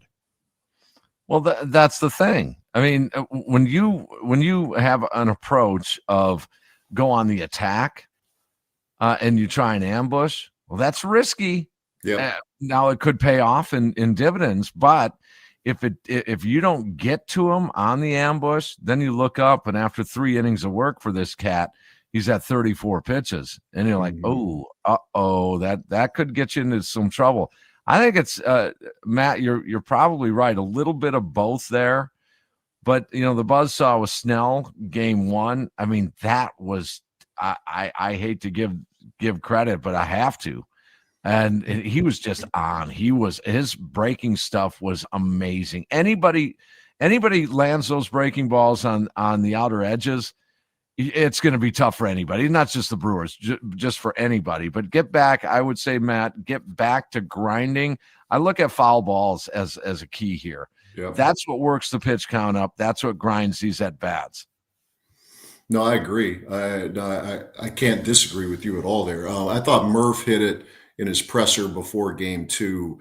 If you find a way to steal game 1, as he said, a game they probably didn't deserve to win because how well Snell pitched, but you're one base hit away from a pilfer, then it changes the complexion of the series, obviously. But look, I mean, the Dodgers, when they're healthy, are ridiculously good. We know the Brewers, when they're right, are ridiculously good. Tonight, again, if the Brewers can find a way, I don't care if it's 1-0 or 10-9, you can win this game, then you put a little bit of the heat back on the other side. But I mean, it's Captain Obvious how important this game is. It was Captain Obvious how important game 2 was. But you want to make them sweat a little bit. So Billy, tonight is going to be football feast with it's going to be football baseball feast or maybe baseball football feast at Buffalo Wild Wings over here tonight. Much more of the latter, much more baseball probably than football, because the football game is going to be a difficult one to fully discuss. There's so much to it. And then I don't know that we're going to get much into the Icy Hot Bowl that's happening later on tonight on Thursday Night Football in the NFL. But Matt, there's something to, you said, just making them sweat a little bit, and the thievery that game 1 would have been. You start looking into these series that end up going the distance, whether it's in the NBA or the MLB, these 7-game series, the underdog. I think of the Indiana Pacers this year in the finals. Stealing game 1 almost is paramount to being able to extend and put even the pressure on. Even though the Brewers technically were the home team and maybe a favorite going in because of it, that just feels so vital to be able to get the first one in to create a little bit of a seed of doubt. But I'm with you, and Timmy's been mentioning it all morning. You win tonight, and you do put just a tick more of that pressure over onto the Dodgers, because the last thing they want to do with Ohtani on the bump is have this thing sitting all square at 2 as we get into Saturday. Yeah, and I think as much angst that existed with the Brewers fans into the Cubs series, and it worked out okay, right? I still think the pressure was on Chicago. It's the bigger market. It's a top 10 payroll. It's all of those storylines plus Craig Counsell becoming their manager. But the pressure, I thought, was on the Cubs by and large. And I think here it's on the Dodgers by and large because of their massive payroll and just payroll, their talent. I mean, it's everywhere. And some of their best hitters haven't hit yet, which Tim, I heard you a few minutes ago, and I agree completely. It's a little scary when you have some of their key guys who aren't hitting yet and they're up 2-0. But let's see what happens. I'm a believer to an extent in the law of averages. We know the Brewers have struggled mightily in postseason away from home. So law of averages. time to break that, starting at 5 o'clock Central Time today. You mentioned, Matt, that Cubs series. It's so hard to quantify, and you see it on a regular basis with the teams that you call.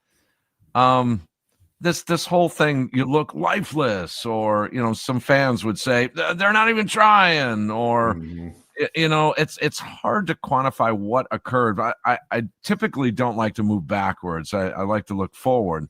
But in that Cubs series, Matt, do you think that it was maybe a physical kind of exhaustion, or in my case, I believe the other side, and that was almost a sigh of relief that, we did it over the Cubs. And then there wasn't enough time to ratchet back up and understand the scope of, wait a second, man, we're in the NLCS here. It was almost a relaxed mode, or a celebratory kind of thing, maybe a little bit too much, that there's still a lot of work to do here. But again, it's hard to quantify, to say that, well, these guys weren't prepared for the NLCS. There's two ways to look at that. Yeah, there's no data, right, as you say, to back this up. But in some of the group texts that I've had with some folks, I've wondered, that was the Cubs series their World Series?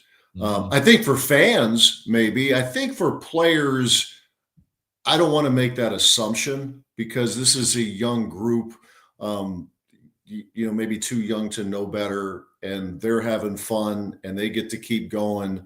And they were in their home ballpark. It wasn't like they had to fly to LA right after the party on Saturday night. But it does make you wonder, because there was I've talked about it on these segments. I wanted to see this series just for the drama of it, the Brewers, the Cubs, but for it to go Game 5 and for that game to be as tense as it was, at least when I was stealing away glances and forgetting who received to begin the game on last Saturday night at Camp Randall Stadium. Like, what's going on here? But yeah, everything was tense, right? Every pitch, even going into the ninth inning with a 2-run lead. You're one hit batter, you're one bloop away from tying run coming to the plate. For fans, for sure. For players, maybe to some extent. But I think these guys, they're probably too young to know better, and they've proven that they're too good to look at the rear view. So I just think the Dodgers are a really, really, really good team, and playing at a very high level right now. And I'll admit, gentlemen, that I fell into that too a little bit, and I'm not afraid to admit it. Yeah, 100%. Just beat the Cubs, and then it was almost it was almost like, I kind of don't care what happens with the Dodgers, but you better beat the Cubs. Well, then they beat the Cubs, and I went, no. Now, I still expect you to go to the World Series and win. Yeah. Well, and Timmy, you could very much call the Ohio State Buckeyes feeling like the Los Angeles Dodgers of college football so far this year, because they have just been dominating. Matt, a week ago, they gave up 16 points, some of that into the second half, into what felt kind of like garbage time. That raised their points per game by nearly a full 2 points. It's a wild outfit that walks in here to Camp Randall on Saturday, but much of like building the game up bigger than just the opponent. Hard to understate the value for this game for the players in the Badger uniforms. Obviously, the program desperately needs a big moment. It would be an incredible opportunity to reset and re-garner and generate some optimism and some excitement. But how much of it, Matt, in just the buildup for the individual players, and these are the games that you come to Wisconsin to play in just because of where you come into it after the last 4 games, there's a hell of an opportunity for these guys to put something on tape that very much can further their careers. And it's a very meaningful game for the Badger players, even if the season feels like it's really, really teetering. Yeah, you got a lot of very obvious storylines going on right now surrounding Wisconsin football. And first off, Billy, you mentioned Ohio State's defense. It's allowing almost a touchdown and a PAT a game. They're 6.8. That's what Ohio State is allowing per game this season. They're on a bit of an historical track right now with half a season to go. I get it. But they've done it with largely a different cast of characters too, not across the board, but along their front. It's a different cast of characters. For Wisconsin, it comes back to psyche, Billy. I mean, We've talked about this before, where they mentioned during the off season and in camp they were better built to handle the tough times. Are they? I mean, they just got embarrassed. They got punked in their home stadium against a rival they spent an off-season gearing to beat after being embarrassed by them last year. So there's just it's not just one thing. We know that most of the venom is directed to the head coach, who certainly is not blameless, and he has openly admitted that. But there's just so many other factors. Maybe some self-inflicted, others with all the injuries. You're playing your third-string quarterback. Your offensive line has been, in many ways, in shambles because of injuries this season, and then other things that could have been done better for sure. So, and they took a step back. I thought too, Billy. We talked after the Michigan game where the Badgers, by and large, made Michigan beat them. There wasn't the self-inflicted stuff that there was against Maryland or even against Alabama. Well, there was a whole lot of it in the first quarter against Iowa. I mean, when touchdown drives are 25 yards, 30 yards because of turnovers, in a couple of cases inexplicable, you look up and you're down 17-0 in your home stadium. That's a lot to overcome, and this team is not built to do that. So let's see what happens on Saturday. Can they at least make Ohio State go out and earn it? Well, that's the tough part, though, Matt. Yes. Is what do you Badger fans, dedicated and loyal, and I get it. Timmy lives with one. I do. Longtime girlfriend, part of now almost 4 generations of UW alum. So, but she's swerving all over the road here. For example, I could say, this is actually true story. I could say, okay, they're going to get blown out by Ohio State. No, they're not. They have a chance. Anyone can beat anyone. Or I could say, hey, they got a chance. Anyone can beat. No, they're not. They're going to get blown out. Because it goes, what are Wisconsin Badger fans supposed to be looking at right now? I mean, where should they be? I know we're going to love them, and I get that part. This is a really tough spot for that fan base, I think. Oh, it's a very, very tough spot, Tim. There's no sugarcoating that. There's no denying it. I thought Billy and Nick did a great job last week on a pretty tough post-game show, where they, it wasn't let's hold hands around a campfire. It's going to be okay. It wasn't, completely doom and gloom, but they were pretty honest. Well, not pretty. They were absolutely honest about what's going on. In a game like this, I mean, let's be real. Wisconsin is going to have very, very few to no mistakes, and Ohio State's going to have to help them. Ohio State's going to have to be that team that makes mistakes. Ohio State's going to have to turn it over. Wisconsin's going to have to force turnovers to get a short field. The longest running play by a running back this season for Wisconsin through 6 games is 17 yards. Mm-hmm. The longest run period is by a receiver on an end around. Tretchka Kahuna, 61 yards a few weeks ago. This is not a big play offense. It's not one that you can expect to grind out 75-yard, 12-play drives more than once a game, maybe twice at most, probably once. So this is a game where Ohio State is going to have to not play particularly well. Wisconsin will have to play every bit to its capabilities and maybe slightly above. But I think with where they are, fans they want to see a competitive game. The last couple at Camp Randall haven't been that. Maryland and then Iowa. And I don't know how many people are expecting it outside of the Wisconsin locker room here this week. So let's see what happens. I'm sure not many people gave Northwestern a chance last week in State College. Mm-hmm. And we all know what happened there. Or UCLA a few weeks ago against Penn State. We saw what happened there. So somehow, some way, Wisconsin has to give itself a chance in a game like this, because if it lost to Iowa 37-0, and if Wisconsin plays that way this week, it could be 37 times 2. Yeah, they could be testing out what the scoreboard can get to. And Matt, thank you for reminding me of those two L's, because nobody anticipated that those two were going to answer it. Much like the individual that I think laid 24.5 at UCLA and 21.5 against the Penn State voice of Sorry, man. Matt LePay hanging out with us for a couple of more seconds. You look at the entire scope of the sport, and as much as it's very pessimistic, it's very frustrated, and understandably so, justifiably so at this point. I do look to Bloomington, Indiana as a bit of a light to know that it can get good pretty quickly if the right buttons are pushed and the right checks clear into the corporation that is the football team and the football program going forward. Because, man, Matt, I don't know that anybody was giving the Hoosiers a chance to roll in to Eugene and do what they did to Oregon.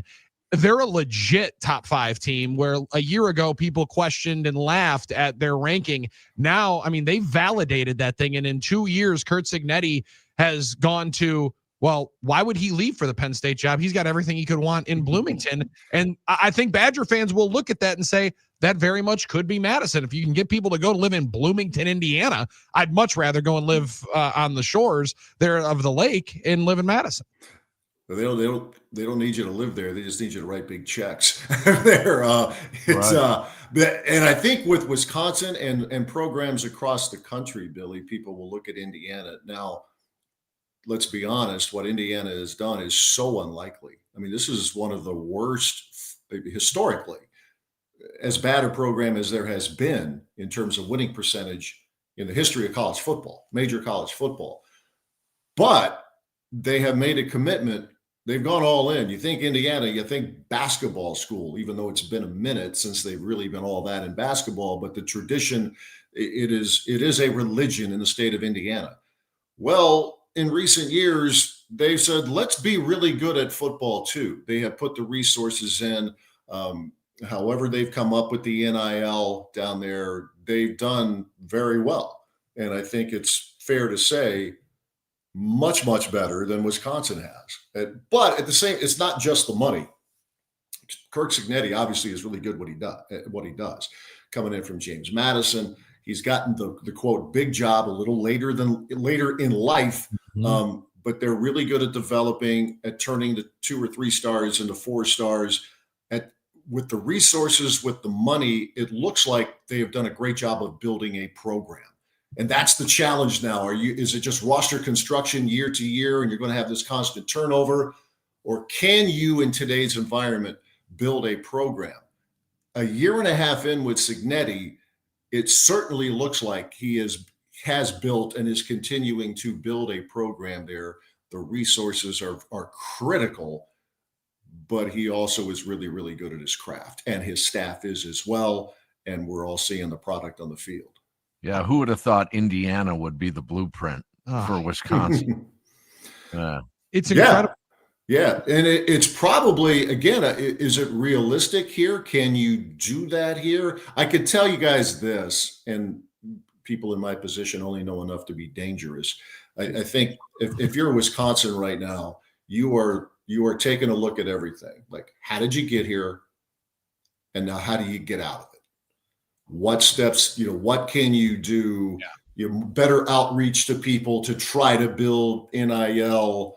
The rev share that's Wisconsin money going to players. NIL is not Wisconsin. It's a little different animal, but you have to find ways to be able to build that, continue to cultivate relationships with people and businesses and all of that. So those are the things I think I can say with confidence is going on there.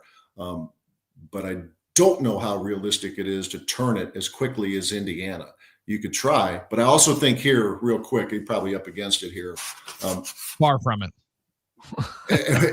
With a layman's view here, just with how they have tried to build this. And I saw this 25 years ago too, with how they tried to change recruiting for a time. It didn't work out.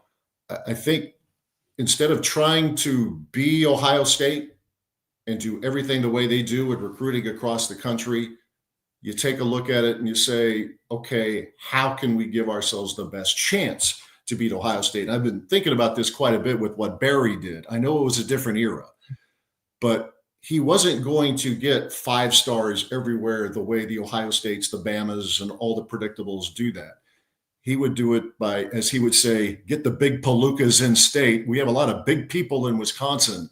You get those guys, and then maybe skill guys, you can get some here for sure, but maybe that's where you reach out to, if it's New Jersey, if it's Texas, Florida, whatever, to get the great running backs, receivers, so on and so forth, wherever you have to go to get that. And they did it by not necessarily having a collection of athletes that were superior, but they did it with the collection of guys who were tough-ass dudes who were extremely well coached, who didn't make a lot of mistakes. Is it flashy? No. Was it effective? Well, a lot of times, absolutely it was. And Matt, I think the other part is those guys were all bought in, and that's one part of the game today that I just will not and cannot believe that those players don't exist. Like, those guys do exist. You see them make it to the National Football League every single year. The guys that football is 1, 2, 3, and 4 most important priorities in their life, and everything else comes around it, and everything that comes now with being a college athlete and a great one in the sport. That stuff is still secondary because the game and their team is still important. Those guys do exist. They might be harder to find, but that's why it's so imperative to understand who you're bringing in, not just for how much you're ending up paying them. Yeah, and talking with Luke Fickell multiple times about this, he has said, we meaning they, you need to get more players where the W means something. Amen. And he mentioned it earlier in the week in his news conference. And, the bottom line is, if you're really good, fans many times don't really care where you're from. But this is a state, even though we don't have the population here that Ohio does, but I'll take the best dudes who've come out of high school in Wisconsin, and you don't have to look real far. Like, just even the past 25, 30 years, and you could sure as hell go deeper than that. The best of the best in this state, I'll match them up with anybody, anywhere, anytime, nationally. The Joe Thomases, Chris McIntosh is a hell of a player, first-round draft pick. Melvin Gordon was pretty good. Jim Leonard he was a walk-on. It turned out to be, those kind of guys who bleed for Wisconsin. Now, in today's environment, you need to compensate as well, but that adds to the challenge now, being able to retain that kind of roster where maybe somebody isn't going to play a lot as a freshman or a sophomore. But if he sticks with it at this school, he will get the chance. And that's up to the individual player. But, I think when Urban Meyer came into Ohio State, he changed everything. Yep. Because they recruited a lot of Ohio dudes, a ton of them. If it was Tressel, Cooper, Earl Bruce, so on and so forth. Meyer went into Ohio State and said, get me the best. I don't care where they're from. They can do that. And select others can do that. I don't know whether you can do that here. It was tried to an extent 25 years ago. It didn't work out great. It doesn't appear to be working out great so far here. Get me the guy who might be a 3-star from Sheboygan or Wausau. Over the 4-star from outside of our region, because that 3-star here historically has left here as a 4 or a 5. And if he's not drafted, he's in a camp and has a chance to carve out a heck of a football career beyond Wisconsin. Yeah, you can find a lot of success with Chimere Dikes, who, by the way, did get a call in the 4th round, and he's getting his opportunity. And Matt, we had a 608 texter say J.J. Watt doesn't stay in Madison today, goes to Bama for $2 million as a senior. Problem is that might happen, but you can also pay him 1.7, right? Like, you need to find ways, and the certain player.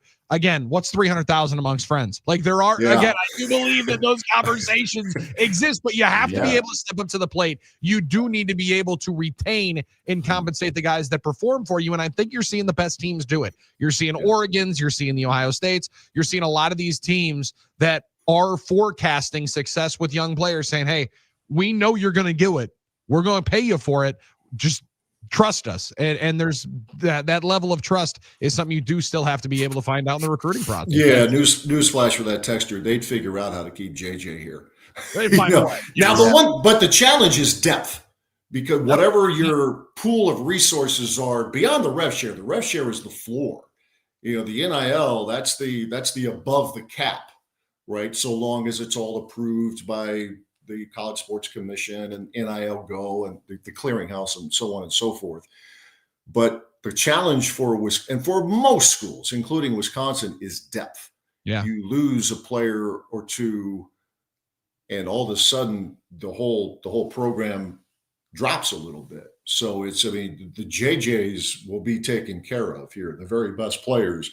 It's, can you take care of the other guys enough, those guys who are not necessarily superstars from if it's Wisconsin or wherever, but guys who love it here, and they'll take 80% of what you could get going to Minnesota or Iowa, or because you love the relationships, you love being around your team, and you think this place gives you the best chance to reach your potential athletically at all the things, but gives you the best chance to maximize what it's like being a football player at Wisconsin or being an athlete here at Wisconsin. It's still a pretty dang good time. It's a good spot to be in. I can't wait for it coming up. 2:30 kick at the camp this weekend. Hey, shock the world, Julian saying. I get you went to Husky Stadium. You've never seen the jump around deal that we got going on here. So get that first year starting quarterback, still a first year starting quarterback. A little rattle and see what happens. That collection of talent is pretty damn impressive. I'm watching. Everybody's going to talk about Jeremiah Smith, Matt. That Tate kid on the other side is just as good, if not better. He's wild. Yeah. Carnell Tate, really good Chicago kid. They use a lot of tight ends too. They're not afraid to just line up and go. And shout out Spring Valley, Carson Hinsman. Yes, sir. He's their center. He's really carved out a really nice career for himself. He told the media in Columbus that he was very close to coming to Wisconsin. He didn't, so a shame for Wisconsin, but it's working out really well for him. So, we got to give a little salute to Wisconsin's own there, even though he's on the other side now. But they're starting center on what looks to be a pretty darn good offensive line. And potentially two-time national champion right there. They are as advertised, and it should be a very, very fun one, but not nearly as much fun as we're going to have later on tonight at the football feast. Feasting on football and wings and ice cold Miller Lights. Matt, always appreciate it, brother. Always a pleasure talking to you guys. Take care. We'll see you today, Billy. See you later this afternoon. We'll see you later on tonight at the Easttown Mall. There he is, Matt LePay, voice of the Wisconsin Badgers, hanging out with us here on No BS statewide on the game. Tim Allen in for Armin Sarian today. It is a phenomenal morning. It's a tough one to be just wallowing in self-pity, and you can do that. We can do that as Wisconsin sports fans, especially if you're talking about Wisconsin football potentially, Tim Allen. Gosh, that's going to be tough. It's going to be tough. I mean, I don't know how else to shine that thing up. Timmy, it's going to be tough. Now I'm going to have to I'm going to think about it and find different ways potentially for the post-game show. However, tell you this one, it's a great opportunity to go play. Paul Chris used to always say that. Yeah. It's a great opportunity to go play. Sure. It's a great opportunity for those kids to put something on tape against a large quantity of NFL players, and a lot of NFL players on the other side. Bill, you and I were at the game against Alabama last year. How many scouts did we see from NFL teams? I mean, we saw John Schneider amongst many. I can only imagine that the press box at Camp Randall Stadium will be filled with NFL and pro scouts. Andy, that's interesting that you mentioned that. Who's Andy? Who did we see in that press box last year for the Alabama-Wisconsin game? I believe it was John Schneider of the Seahawks. Of the Seattle Seahawks. Yeah. Who drafted Jalen Milroe in the third round of the NFL draft. Look at that, right. Yeah. That stuff is, when you get your eyes on players, these GMs and scouts fall in love. And the way that you, if you're, Daryl Peterson rushing against Caden Proctor, who's going to be a top 10 pick in the draft, like these games will very much matter to a large portion of the team. And is that a frustrated way to go into the game as a Badger fan? Hell yeah, it is. Oh, yeah. But you got to look at your lot in life, Timmy, assess it, find ways to get through the adversity. I'm trying to find ways that aren't just, gas everything and throw it out with the bathwater, because I don't know that right now that's the most beneficial thing. Maybe in the future we'll have all of those conversations, but right now you got to figure out a way to put those guys in the best position to go and make something of this weekend. Take what you can get. I mean, take what you can get. If you have to use that as motivation, that's fine at this point, because we'll take anything in Wisconsin right now to use that as motivation, as you guys said, you're on center stage, you got the tape, you got the video, make a play or 2 or 4 or 6, and that may help you out down the line. So if that's what it takes, well, that's what we got to hang our hat on, because it's probably not to be considered a very good football team. That's a fair way of saying it. Yeah, they're well, we said it on the post-game show that we were trying to figure out what they do well. Hey, we were still looking. A David Gilreath type return on the opening kickoff might change the outlook of this game. You start the game with a bang. Come on, Vinny Anthony. Go after the ball. That's the other thing. Just go after the ball. Every single play, go after the ball. Get that ball on the ground. Timmy, I watched a defensive tackle get 2 picks in the first quarter last week at Camp Randall. It can happen. Just needs to be on the Badger side. Jeff Levering talks Brewers with us in 25 minutes. It's no BS on the game. Now, a year in rock spotlight from 1976. Bob Dylan releases his album Desire. It goes to #1 in the States, thanks mainly to significant radio airplay for the single Hurricane. Couldn't help but make me feel ashamed to live in a land where justice is a game. Scottish sensations, the Bay City Rollers, finally score a hit in the U.S. with the #1 single Saturday Night. Saturday In February, former Steve Miller Band member Boz Scaggs has a #2 U.S. album with Silk Debris. Peter Frampton hits #1 with his double live album Frampton Comes Alive. It would become the best-selling album of 1976. I want you, show me the way every day. I want you, show me the way night and day. In March, Irish hard rockers Thin Lizzy's 6th album, Jailbreak, scores them a #12 hit single with The Boys Are Back in Town. The boys are back in town again. Been hanging down at Demos. Keep listening to iHeartRadio for more from 1976 coming up. Now, a year in rock spotlight, 1978. In June of 78, Darkness on the Edge of Town is released, Bruce Springsteen's follow-up to his breakthrough album Born to Run. The album charts at #5. In the darkness on the edge of town. In the darkness on the edge of town. Boston-based band The Cars released their debut album. It goes to #18. It features the singles Just What I Needed and My Best Friend's Girl. She's my best friend's girl. But you used to be mine. In July of 78, the Rolling Stones released Some Girls in the U.S. The album and the single Miss You both hit #1.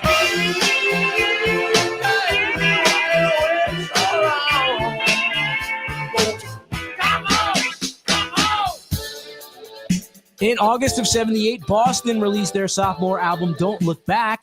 The album goes to #1 in the U.S., selling 4 million copies in its first month.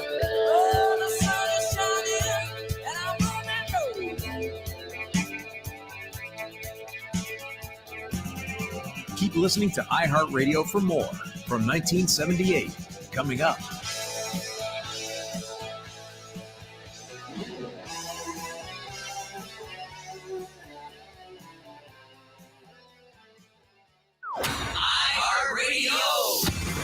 Here are the top Fleetwood Mac songs that you've thumbed up. Number 3, Don't Stop. Don't stop thinking about tomorrow. Don't stop using me. It'll be better than before. Yesterday's gone. Yesterday's gone. Number 2, Dreams.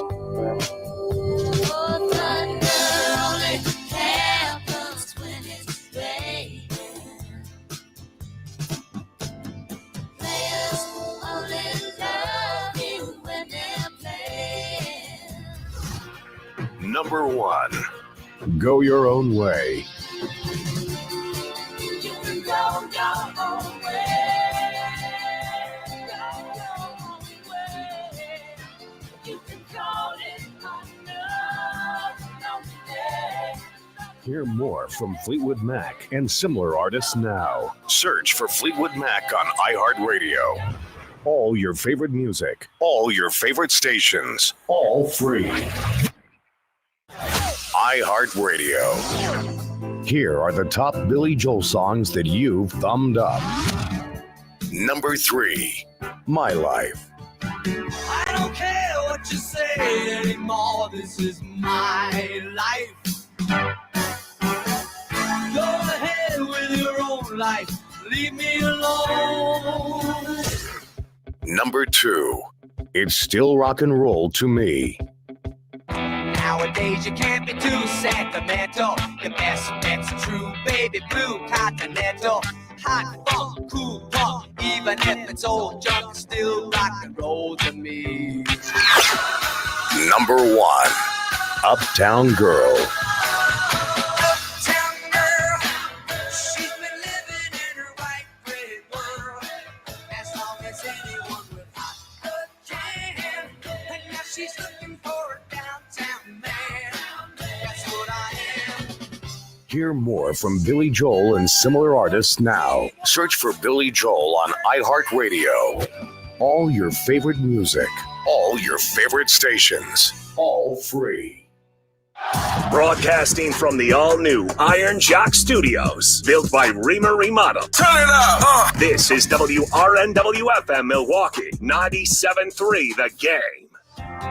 Why'd you throw them stones if you had a wild hell you wanted to? Living in your big glass house with the view. I thought you knew I had some help.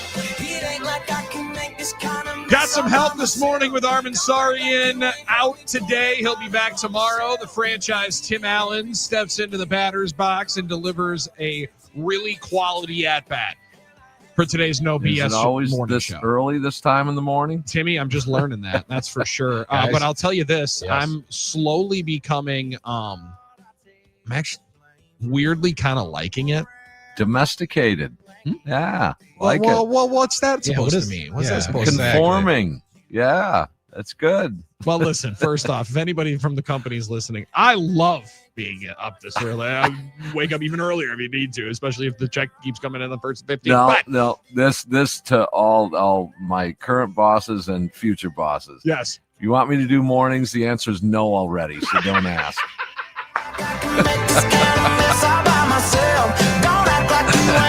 It's been known for a long time, and that one It's ain't just- changing for Tim Allen.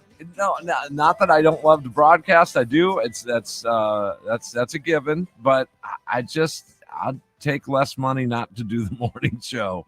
Not that I couldn't, but I just don't want to. I don't. Well, and listen, it's a different beast, that's for sure. I've strangely found myself a number of different days over the last week and a half, Tim.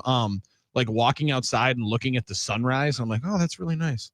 Like, geez, you're old. Yeah. Very quickly, I am becoming a 50-year-old man. No. I'm going 31 on 52, it appears. No, you look great. Now, Thank you. On a rock station many years ago, I worked at a classic rock station. So we had an opening for a morning guy, and it's like, well, what should we do? And they gathered the staffers around, and we got this guy, and we got this guy, and this guy. I'd like you to hear your input on that. And I said, whichever one of those dudes stayed up the latest last night getting drunk, that's the guy to hire right there. That's who I want. That's who we need. wish I setting could have the tone applied in for the that morning. job. For the rock station, yes.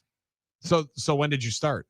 No, that wasn't me. That no, I was worked my way into a 6 to 10 p.m. show. Okay, so that's the shift. Yeah, that is just a beautiful shift right there. And it actually morphed over the years to, the post-game show, which is sort of those hours. The game's pre-game's going to start around 6-ish, depending on where you're at. And then the post-game is going to you'll be off the air anywhere between 10 and midnight. Still a couple hours of bar time left. Mm-hmm. You can still sleep in the next day. You can get up early if you wanted to and get some stuff done, then take a nap. Oh, it was beautiful. Yeah, it definitely didn't suck. Now, the couple hours of bar time definitely would have been more if when I was doing it with you, we would have had this pitch clock thing.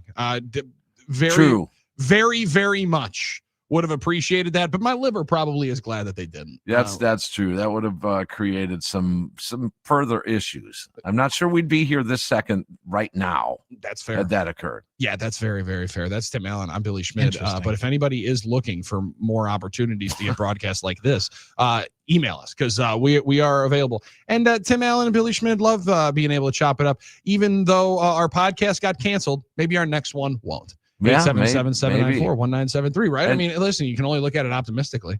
Yeah. Now you're going to be at the football feast. Back in the 80s, spent a lot of time at Easttown Mall.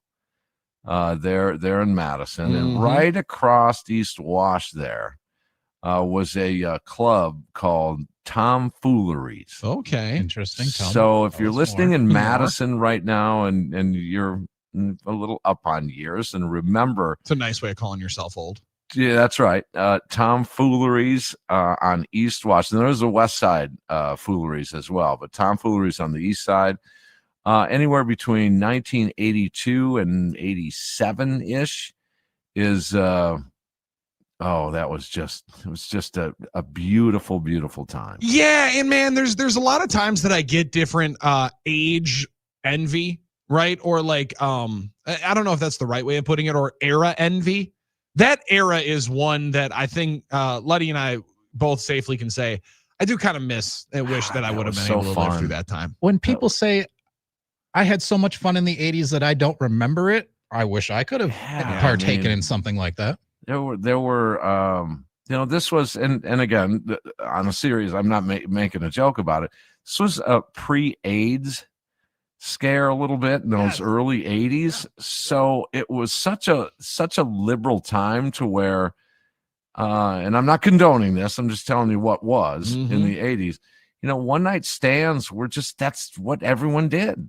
That was just the way of the decade there. And it was just such a fun, lively, no worries. Loving time. Yeah. And then around 2013, Tinder came around and here we go again. And restarted that time. Maybe that is a is a little true. Now, the interesting part of like the era envy, like the last group, the people that I would envy the absolute least would be the young people coming out of college, like right now. Oh, that started like basically at the start of COVID. Well, in high school, right through COVID, where your whole timeline would be shut down. Now, scattered. Like I listened to Emeka Ibuka, who's a rookie in the NFL. Now, I'd might like to live his life. Hell of a player right now, and living a great time. Timmy, he's talking to me about, or he's laying out what his high school life was like during the COVID time. He's like, yeah, well, I slept in till about like 11. Then I'd go to my first workout and then come back. And, I had a little bit of schoolwork that I have to do, maybe a test or something. And then I would go work out again, work with my receiver coach and then come back and get on the games and play some video games for a while. I'm like, McAfee's like, holy cow, you're a retired NFL athlete before, right? You're an off-season NFL athlete at 14 years old. But at no point in there was goofing around with my friends driving up and down Highway 100, right? Or skipping class to go to McDonald's for breakfast during second hour study hall. Like that kind of stuff.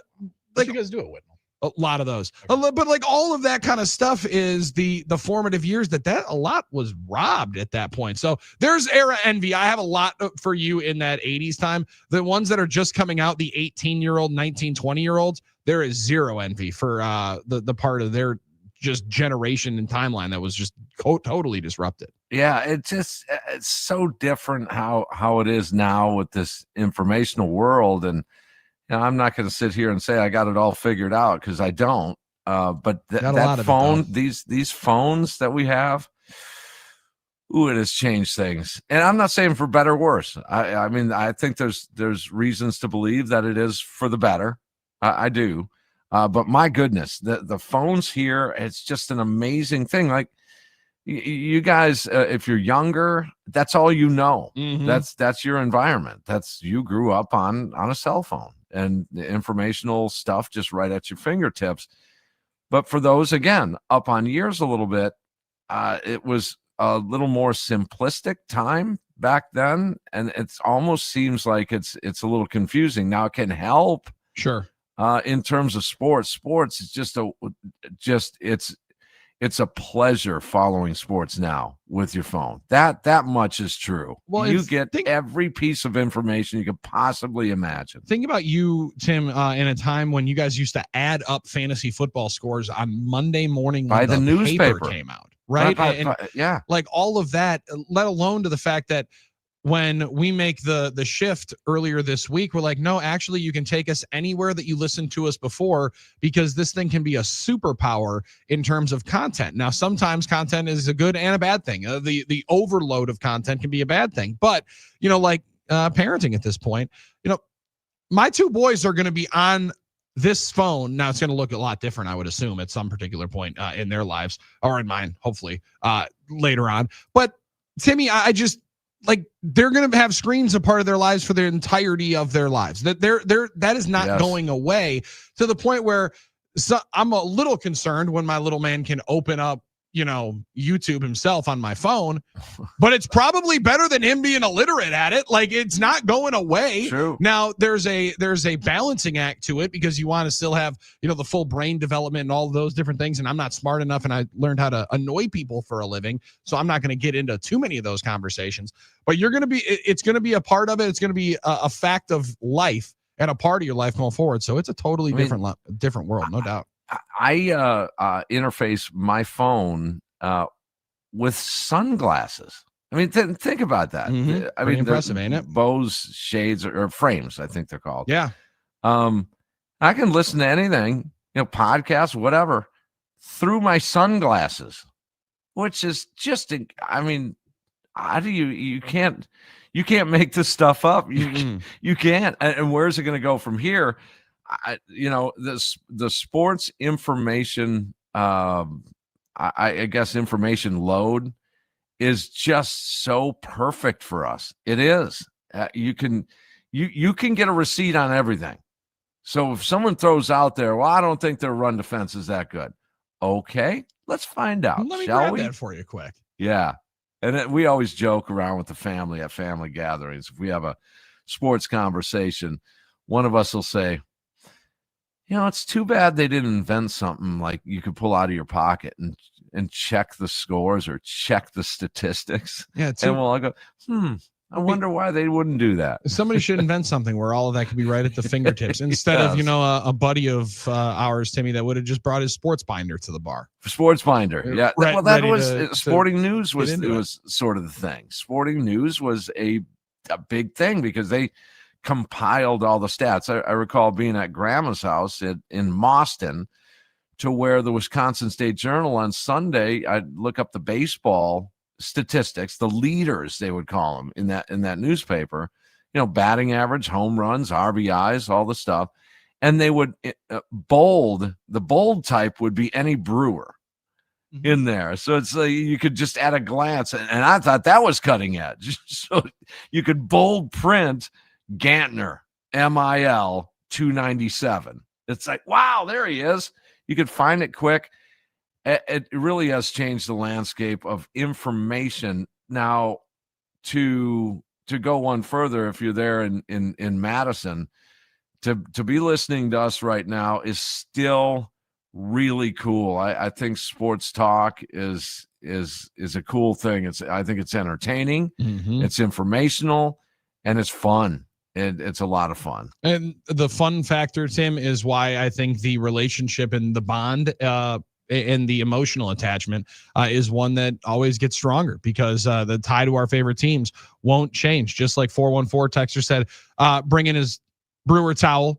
He said, come with Towley and I on a journey, pretending to work for the next 8 hours. Let's go, crew. Yeah. I love that, because that's the kind of stuff you only would want to be telling people that are talking about it and other fans, and that's what you get into this business. We're in that situation where you're so looking forward to either kickoff or first pitch that the time just crawls. It's just like, wow, can we speed things up? I couldn't believe that game 5 against the Cubs. That might have been the slowest day in the world. That might have been when time didn't stand still. it just slowed down so much where it was almost standing still. You just thought the hourglass, maybe the little hole in the middle where the sand goes through. Did that close up? Is it clogged or something? Is there a reason why it's not going faster? It's like watching water boil. I mean, it's tough. And right now it feels a little like that right now for me. Like time is moving slow. Let's get to 5:08 here, first pitch. Let's get to 5:08 first pitch. I assume that's the exact same feel for the man that's going to be calling the game on the Brewers Radio Network, Jeff Levering. He's going to be joining us, Timmy, up on the other side, live from LA, waking up with us around Dodger Stadium, getting ready for Game 3. What do the Brewers have to do tonight to crack the code and wake some bats up and get some offense rolling against this Dodger team? 2 runs on 5 hits across 18 innings of action here in the NLCS. But far from over is no BS, and far from over is the NLCS. Jeff Levering, before calling the game tonight, joins myself, Billy Schmidt, Tim Allen in for Armin Sari, and here today, statewide on the game, it's no BS. Priest is on the phone. Your father hit the wall. Your mother disowned you. Don't suppose I'll ever know. So needs to be a lamb. Something I can exchange. I live around here. I want to wake up where you are. I won't say anything at all. So why don't you slide?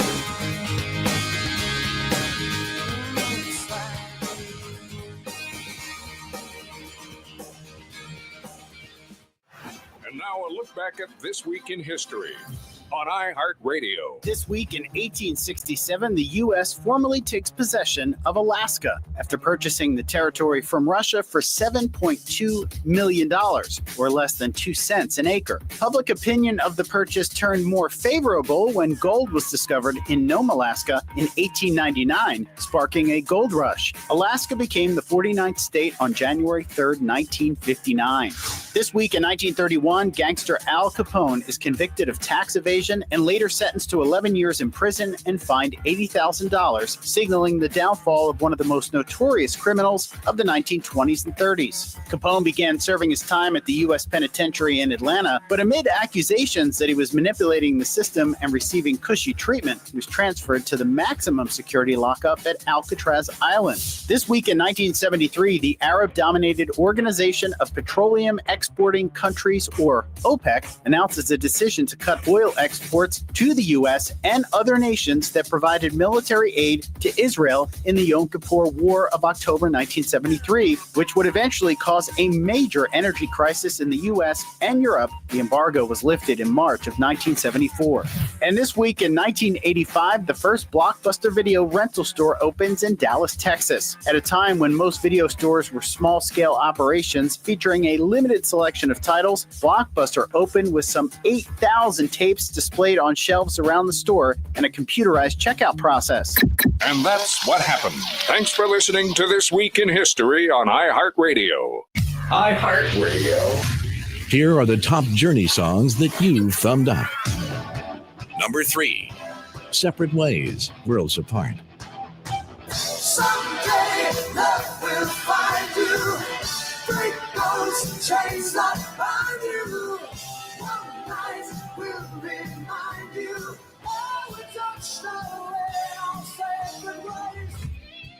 Number 2, Any Way You Want It. Beautiful change.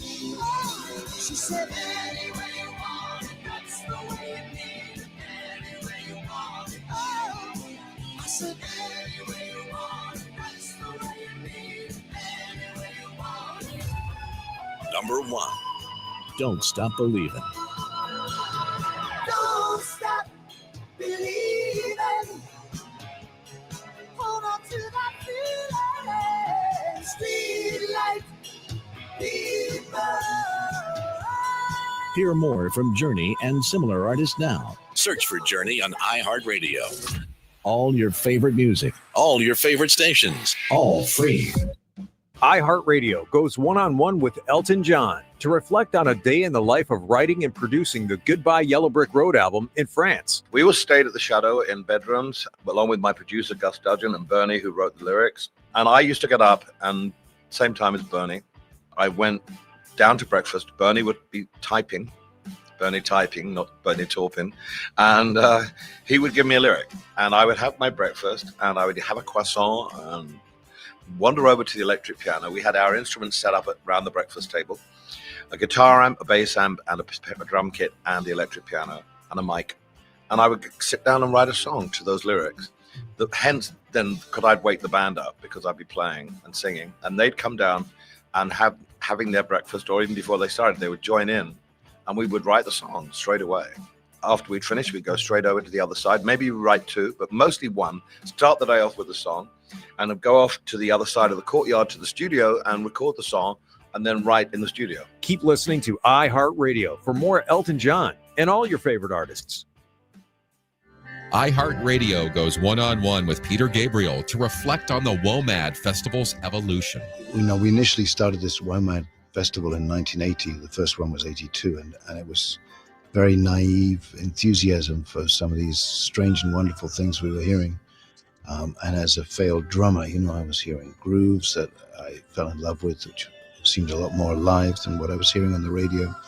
As a singer too, these wonderful voices, and it's still continued that way. And it's a lot more difficult, because the demise of the music business and record stores has made it extremely difficult for any minority interest label. But we work hard to focus online activities, and there is still, happy to say, a good audience, and the WOMAD Festival is, I think, like a lot of live parts of the business, actually flourishing, even though the records are not doing as well. Keep listening to iHeartRadio for more Peter Gabriel and all your favorite artists.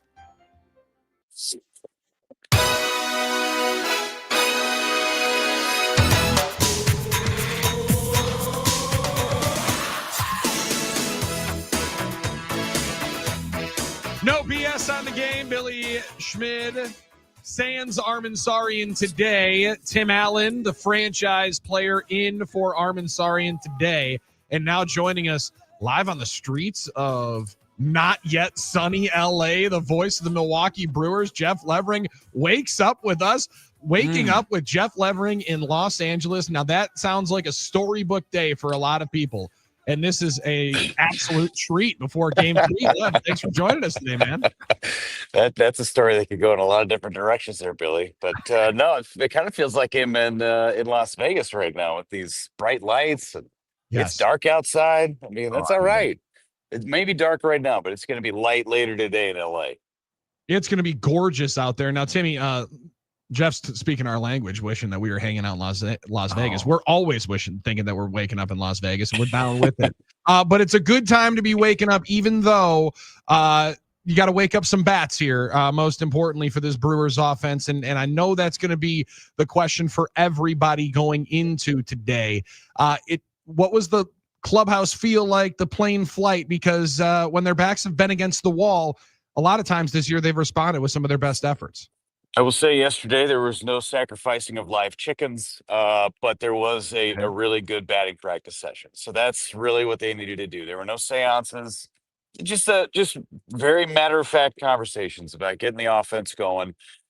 At the end of the day, they have faced two historic pitching performances back-to-back with Blake Snell and Yoshinobu Yamamoto. They have thrown as well as any two pitchers in playoff history in back-to-back games.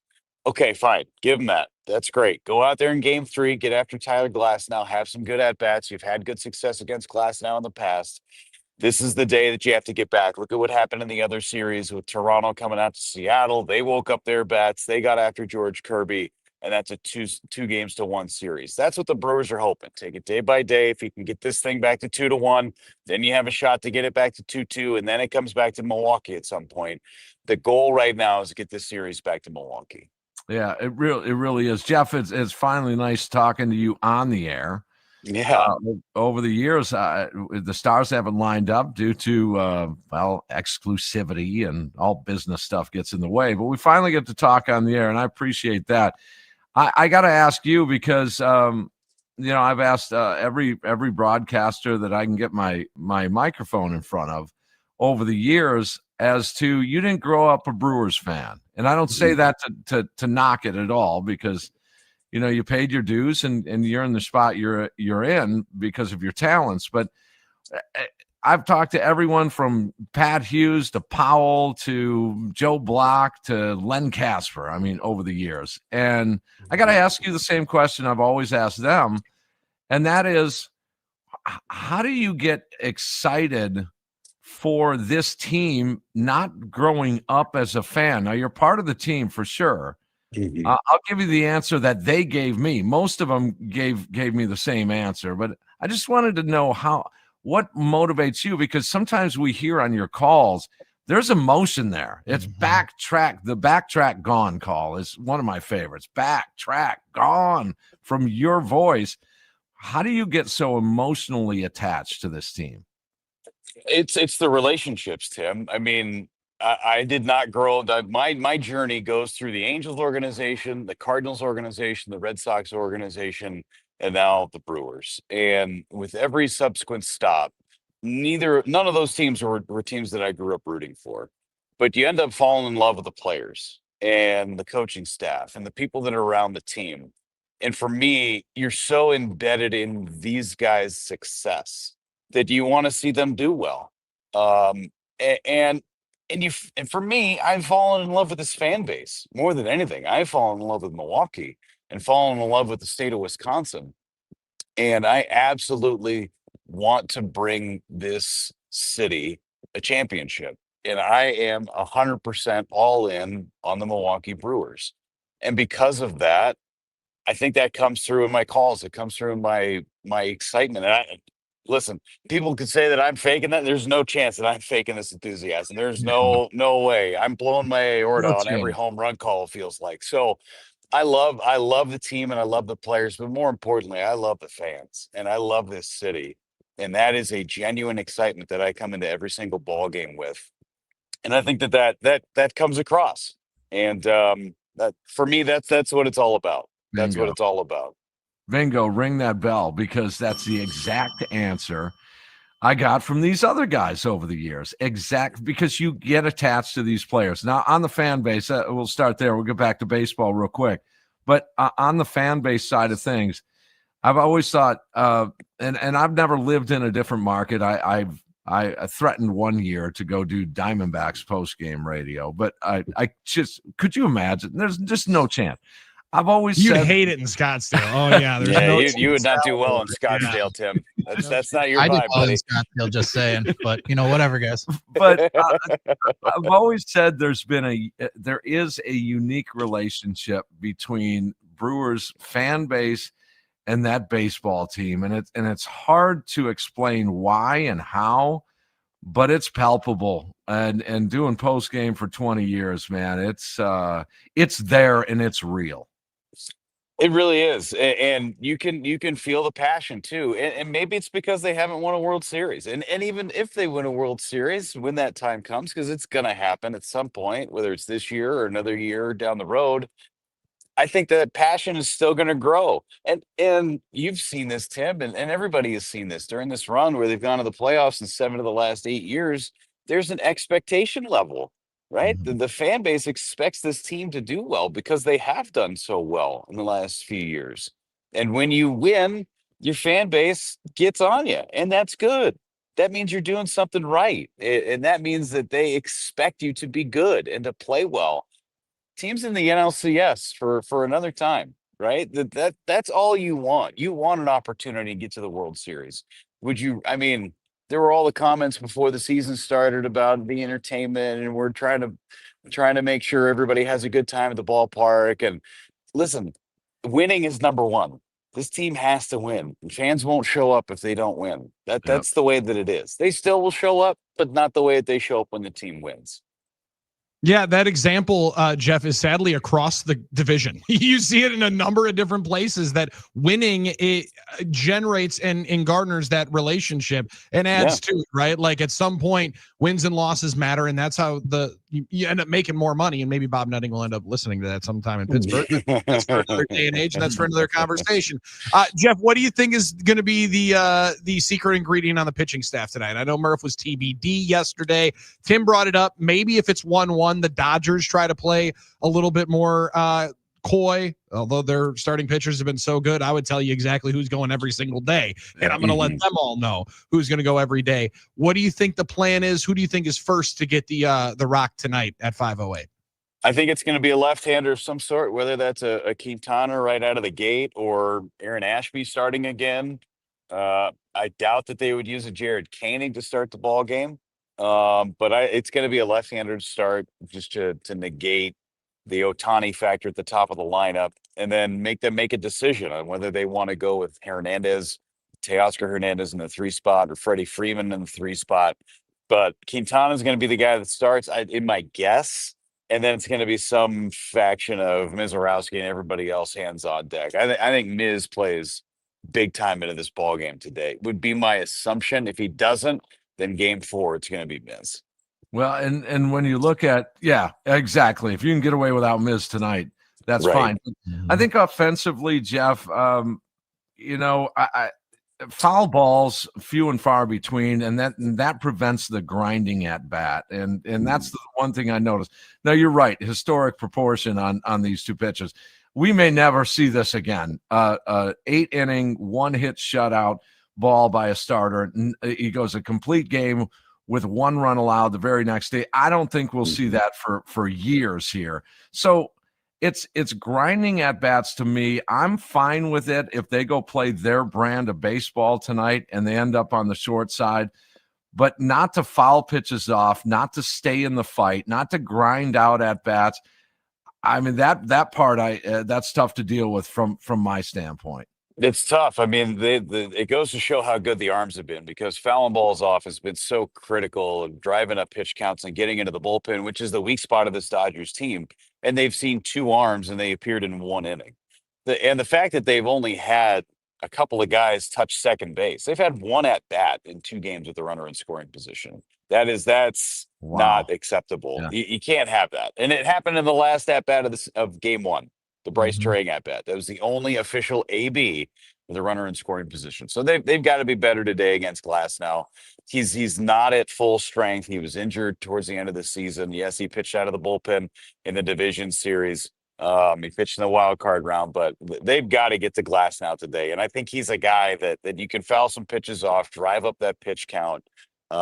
He's traditionally been a guy that's a high pitch count guy. You got to get to Glasnow today, because today starts 3 consecutive games for the first time. And if you can get to the bullpen today, that affects tomorrow. That affects Saturday if you get to Saturday. So today is a really big game for the Brewers to get. I couldn't agree with you more, Jeff, because of what it does for the next 3 days. And trying to get Christian Yelich going, we've taken a lot of reaction. A lot of it has been very, very suboptimal, but there's got to be a way to be able to try to kickstart some of it. And we've been trying to just unearth whatever that opportunity is. Some people think go up in the lineup. Some people go down in the lineup. Some people think go out in left field. There's something to it, but when your best players in their biggest moments aren't able to produce, hard to quantify anybody else or look at anybody else when you want to see the best players, and you're going to need to go down swing, and you're going to need something from your top of the order.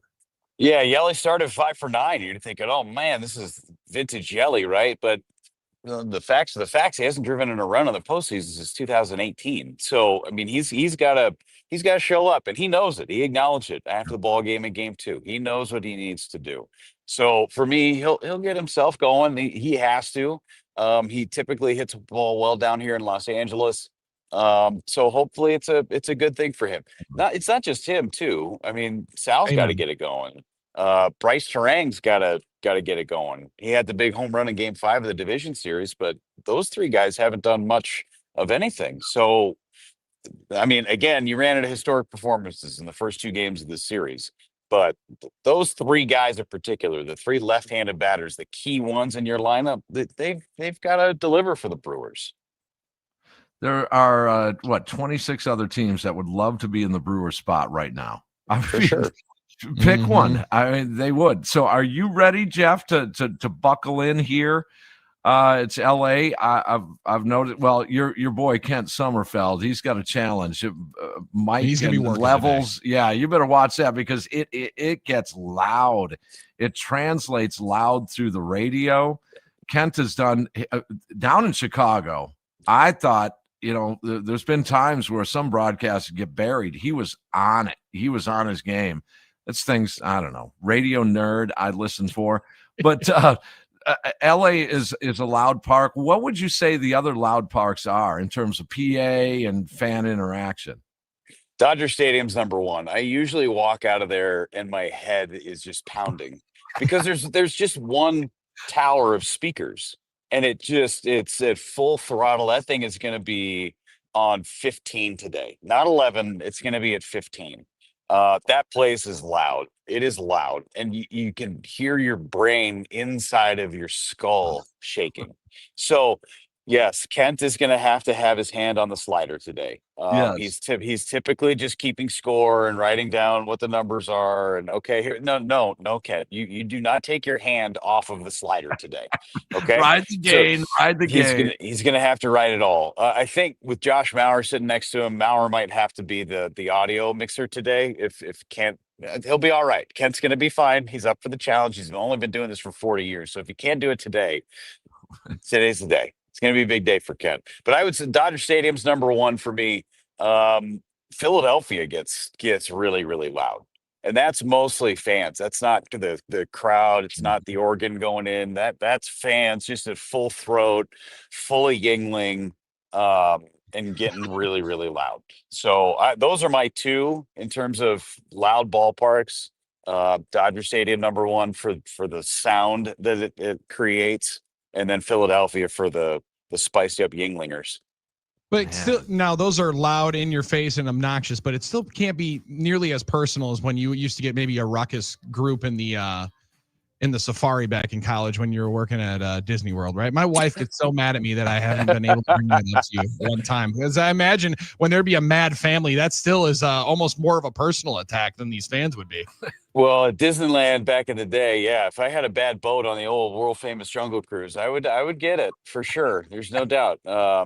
Not necessarily from the passengers on said boat, but the animals. I mean, they would really get mad if I wasn't telling the proper jokes or wasn't giving it my all on a particular 7-minute ride through the jungle that you'll never get your life back on. So yeah, I mean, you definitely get it from the chimpanzees every now and again. Have a great call tonight, man. We'll be listening, Jeff. You're the best, All man. right. You got it, guys. Take care. I'm going to go watch the sunrise. Enjoy it. You're the man. That's Jeff Levering watching the sunrise in Los Angeles and getting ready to call a Brewers victory in game number 3 of the NLCS. Got to be one of the coolest guys in the world. In hearing his voice, it's almost like are we ready to play in like 40 minutes or so? It sounds like the pregame show is ready to roll. Yeah. They're fresh out of bed, ready to go watch the sunrise and dialed up like that. Absolutely A1. We are so lucky to have him be one of the voices of the Milwaukee Brewers, Timmy. Good talent. I mean, just exceptional talent. And you see, it's almost, and this is no disrespect to Jeff, but it's almost like a Brian Anderson Jr. here going on. The younger days of Brian Anderson, where you start expanding your roles here into different sports, onto different platforms, obviously doing the TV and the radio and doing some football, and he's exceptional talent. He's an incredible talent. Said it a couple of different ways that and I think he's just fantastic on baseball, especially radio. Just A1. Great.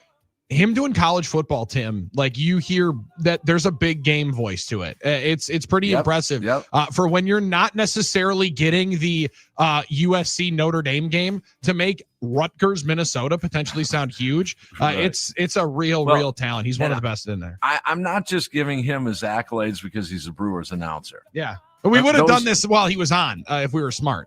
Yeah, well, those right. We were just going for the niceness. We would have done this while he was hanging out with us. Those that have listened to me for years, just go back and listen to what I said about Joe Block, and he was a Brewers announcer. Yeah, did he answer your question as nicely as Jeff did? I got to be honest, Timmy, I didn't know where you were going with that when he came out right away and said, "Listen, I know you didn't grow up a Brewers fan." I'm like, oh no, here we go. But that was awesome because his emotion. What he ties to each broadcast, you're right. It's incredibly impressive to be able to do when you don't have the years invested in before you got here. But I mean, now he's got a decade plus in. Like he is a Brewer. Yeah, he's invested, and he hit it right on the head. All these announcers told me the same thing. You get attached to the players you want them to do well. That's cool. I mean, I spent a year at Northern Arizona University men's basketball, and I want them to win the national championship every single year. You feel attached, right? Yeah. Are they gonna? Yeah, Vegas odds have plus 28,000. I want to say. I was gonna say, I think if I put $5 on it, I might be able to retire at the Potawatomi Sportsbook. Let's go, Coach Burkhardt. We're gonna get to the Potawatomi Sportsbook on the other side, hit a parlay of the day on this beautiful Thursday, and then send Tim Allen on his merry way into Game 3 preparations, and then carry the G with Aaron Nagler about 20 minutes away. It's no BS on the game. Love was the furthest from my mind.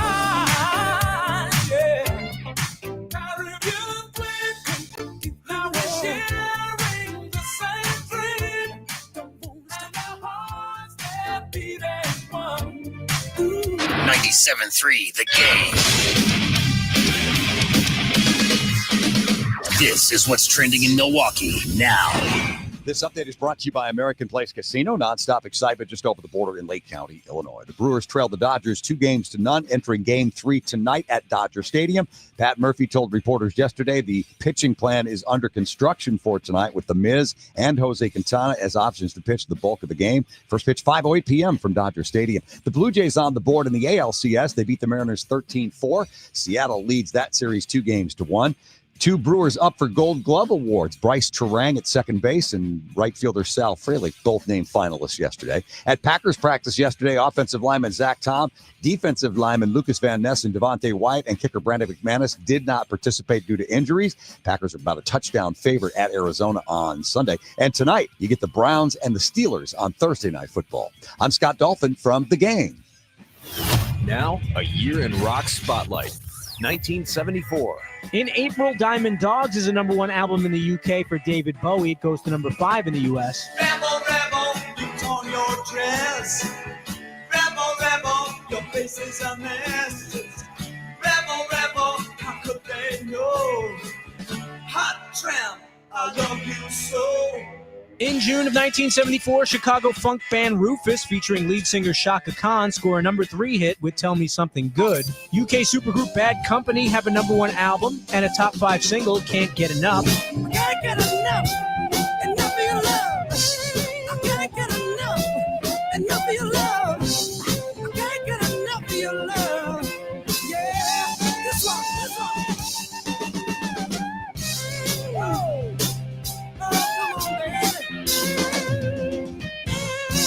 And Dutch hard rock band Golden Earring have a #13 hit with the single Radar Love.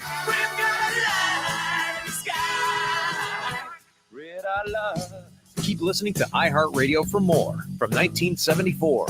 Coming up. Now, a year in rock spotlight. 1967. Van Morrison, formerly of the band Them, has a #10 hit as a solo artist with Brown Eyed Girl.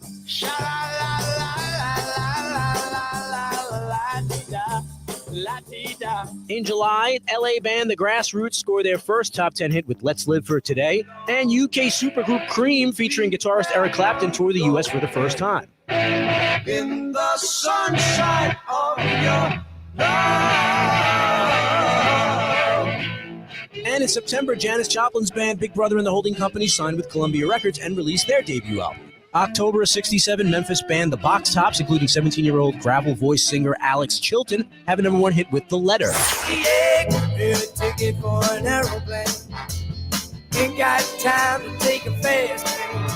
Lonely days are gone, I'm a going home. My baby just put me together. My baby just put me together.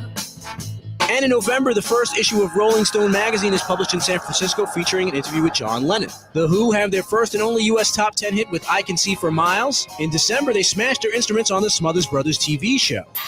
Keep listening to iHeartRadio for more from 1967. Coming up.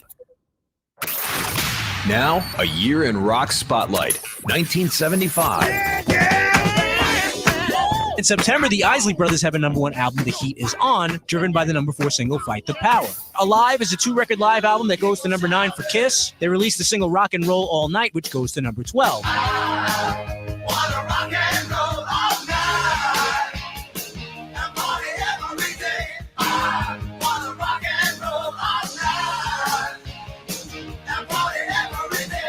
David Bowie switches to Philly Soul on the LP Young Americans, featuring the #1 single Fame, which was co-written by John Lennon. UK rock band Foghat have a top 20 hit with Slow Ride from the album Fool for the City.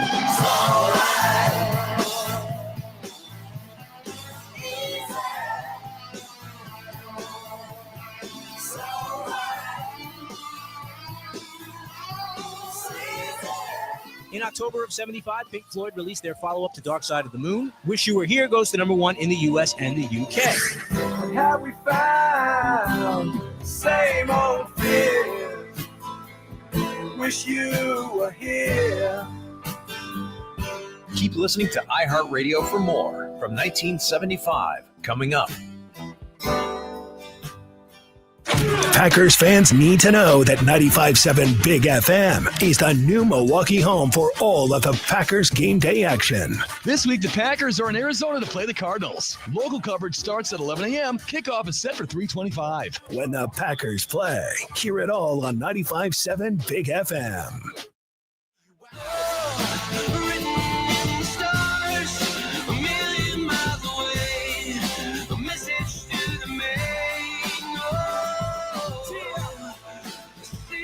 Inside the Iron Jack Studios, it's no BS on the game. Billy Schmid, Sans Armansarian today. He'll be back tomorrow. In the seat is a veteran right-hander, a bunting specialist, the franchise player, Tim Allen. October baseball, fall football, a perfect time for the best hoodie on the planet, Iron Jack hoodies. Now through October 19th, you can take a cool 30% off your hoodie purchase with the code HOODIE30.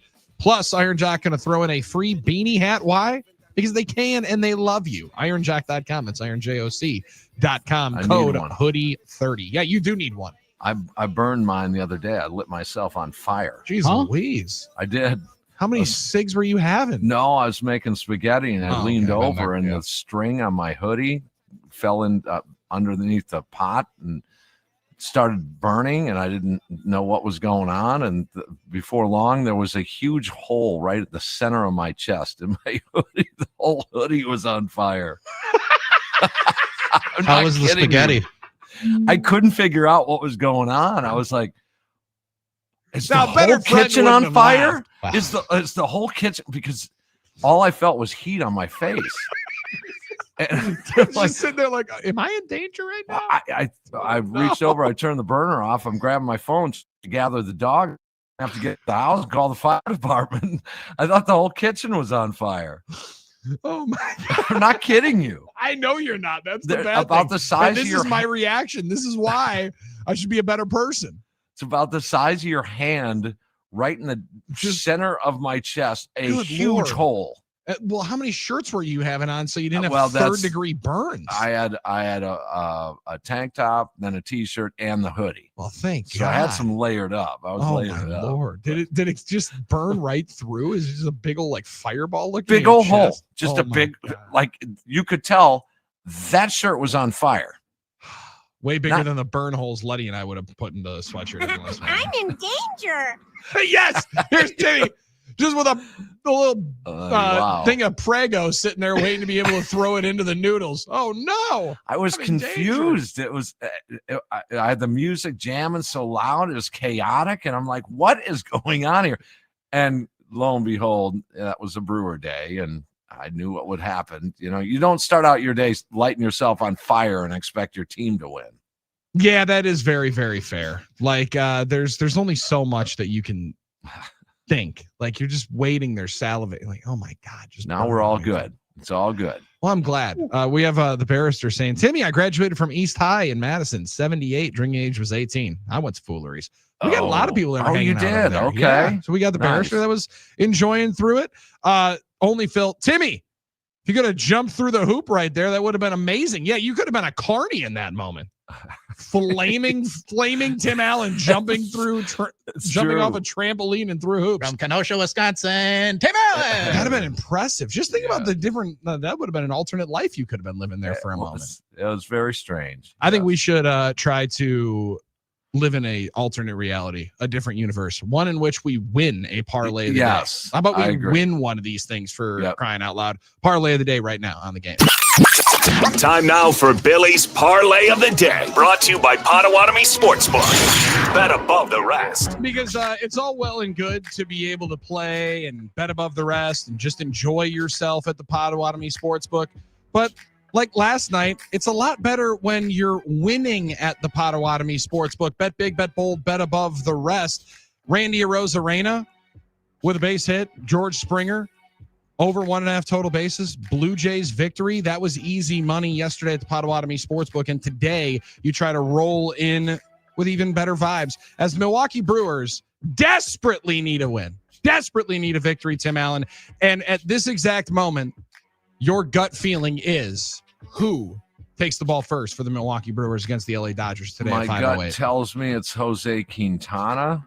But we'll see. I mean, it's Pat Murphy, so all bets are off. But I would think it's Jose Quintana. I would agree with you. However, then why not just say it? That's why I feel like it can't be as easy as the veteran starter who started so many games in his career, so many different playoff games in his career. It shouldn't be an issue. You should just throw him in there. Don't worry about it and just open and shut case. I would think so. I would have thought that in the Cubs series, but we're 7 games into the postseason. He does not have a start yet. I think it starts tonight. Who's the most important bat for the Brewers to wake up here today, Tim Allen? I think it's Contreras. He's packed right in the middle there. I think you work around, get some runners on or get a runner on in front of him and let him go to work. Sooner or later, that first pitch is going to go a long way. Yeah, he's sitting waiting on that first pitch, just salivating. There's nobody that enjoys swinging at the first pitch more, I believe, than William Contreras. And he's smart enough to know that, well, are they going to give me a fastball? Probably not. The book is out on me. I swing early. If he looks for a breaking ball that's just up a little bit, that could do some damage. Now, I rarely would consider putting an LA Dodger into the parlay of the day, into the hits variety. But Max Muncy feels like such a Brewer killer, Tim, in his career. And his number is damn near even money to get one base hit in today's game. Him and Will Smith? Yeah, Will Smith Will Smith is listed, but he's minus 215. Max Muncy's 118. What am I missing right here? Just to get a base hit in today's game? Seemingly always jumping on Brewer pitching. He's going to get his chances against lefties. So go ahead. Max Muncy, along with William Contreras and a Brewers victory, pays 10-1 at the Potawatomi Sportsbook right now. Bet big, bet bold, bet above the rest. Because a lot of people will be upset, Tim, that I put Brewers money line in because they don't always have the greatest success when we roll with that. However, offset it with putting a Dodger, and then people can be double as mad. Yes. 2 negatives make a positive. Brewers win. We hit the parlay of the day. $100 on it. Let's go. Now we're talking. That brings you back $1,100 at the Potawatomi Sportsbook. Nice. And Tim would just have a heck of a start on his next Las Vegas fund with that W. That's right. Goodness gracious. Looking at the Super Bowl mid-February, just checking prices. I was wondering, so is Super Bowl going to be the next time? Or as we had somebody asking us on the talk and text line at 877-794-1973, what's the over-under that Tim entertains the opportunity to do a post-game show for the Las Vegas A's? Oh, yeah. Well, I know where I'm going to be June of next year, June 8, 9, 10. I will be in Las Vegas, as the Brewers will too. Amen to that. So I was going to say, were we going to, I didn't know if that trip out there to take on the soon-to-be Las Vegas A's for the Milwaukee Brewers, if that was going to be our next trip to Las Vegas. So you're squeezing 1, maybe 2 more in before our June swoon out there? 1 for sure. I mean, if things go a little hasty with my employment situation, maybe it'll only be 1, but it will be 1 by June. And then if things go a little well, I may sneak 1 in right around December-ish. Oh, those Vegas, when you sneak them in, trips are just spectacular. They hit way better. Yeah, they are way better. Like the one that Tim and I made up to Las Vegas after spring training the one year. Just drove on up. The only bad thing is we also slid in to Laughlin, Nevada. Oh, that's a different place. Yeah. That was probably one that we didn't need to enjoy. Yeah, we should have just blew right by there. Maybe do a pit stop for an hour. Funny thing is, Tim, I think we were actually up and out of Laughlin before we were on the air today. I think we were up out of the hotel room. Let's get the hell out of here. In the rental car on the road before 6 o'clock. It was a very, very early realization that this place sucks. Now, if you like bingo, you might want to go to Laughlin. If you drive an RV, you're definitely going to Laughlin. Yes. Because I think there were more RVs in Laughlin than there were cars. Luddy, it was much like Park City, Illinois. Oh, that's yeah, I'm good. I don't need to go back. Which is much different than Park City, Utah. Yes. Maybe one of the best travel destinations around. Tim, there was a cop shop, and right next to it was the weed outlet. So, that's Park City, Illinois. And then there was another spot in the strip mall where you could play slots. Yeah, 3 for 1. What else do you need? There's where do you smoke? You just step outside. Oh, it's just all 3 all in one. Yeah. Perfect. And where do you also potentially get jumped? Right behind there as well. No doubt about it. 877-794-1973. That NicolaLaw.com talking text line will remain open while we carry the G with Aaron Nagler coming up on the other side. Timmy, appreciate it as always, man. This is too much fun. Now you get a nap today. In.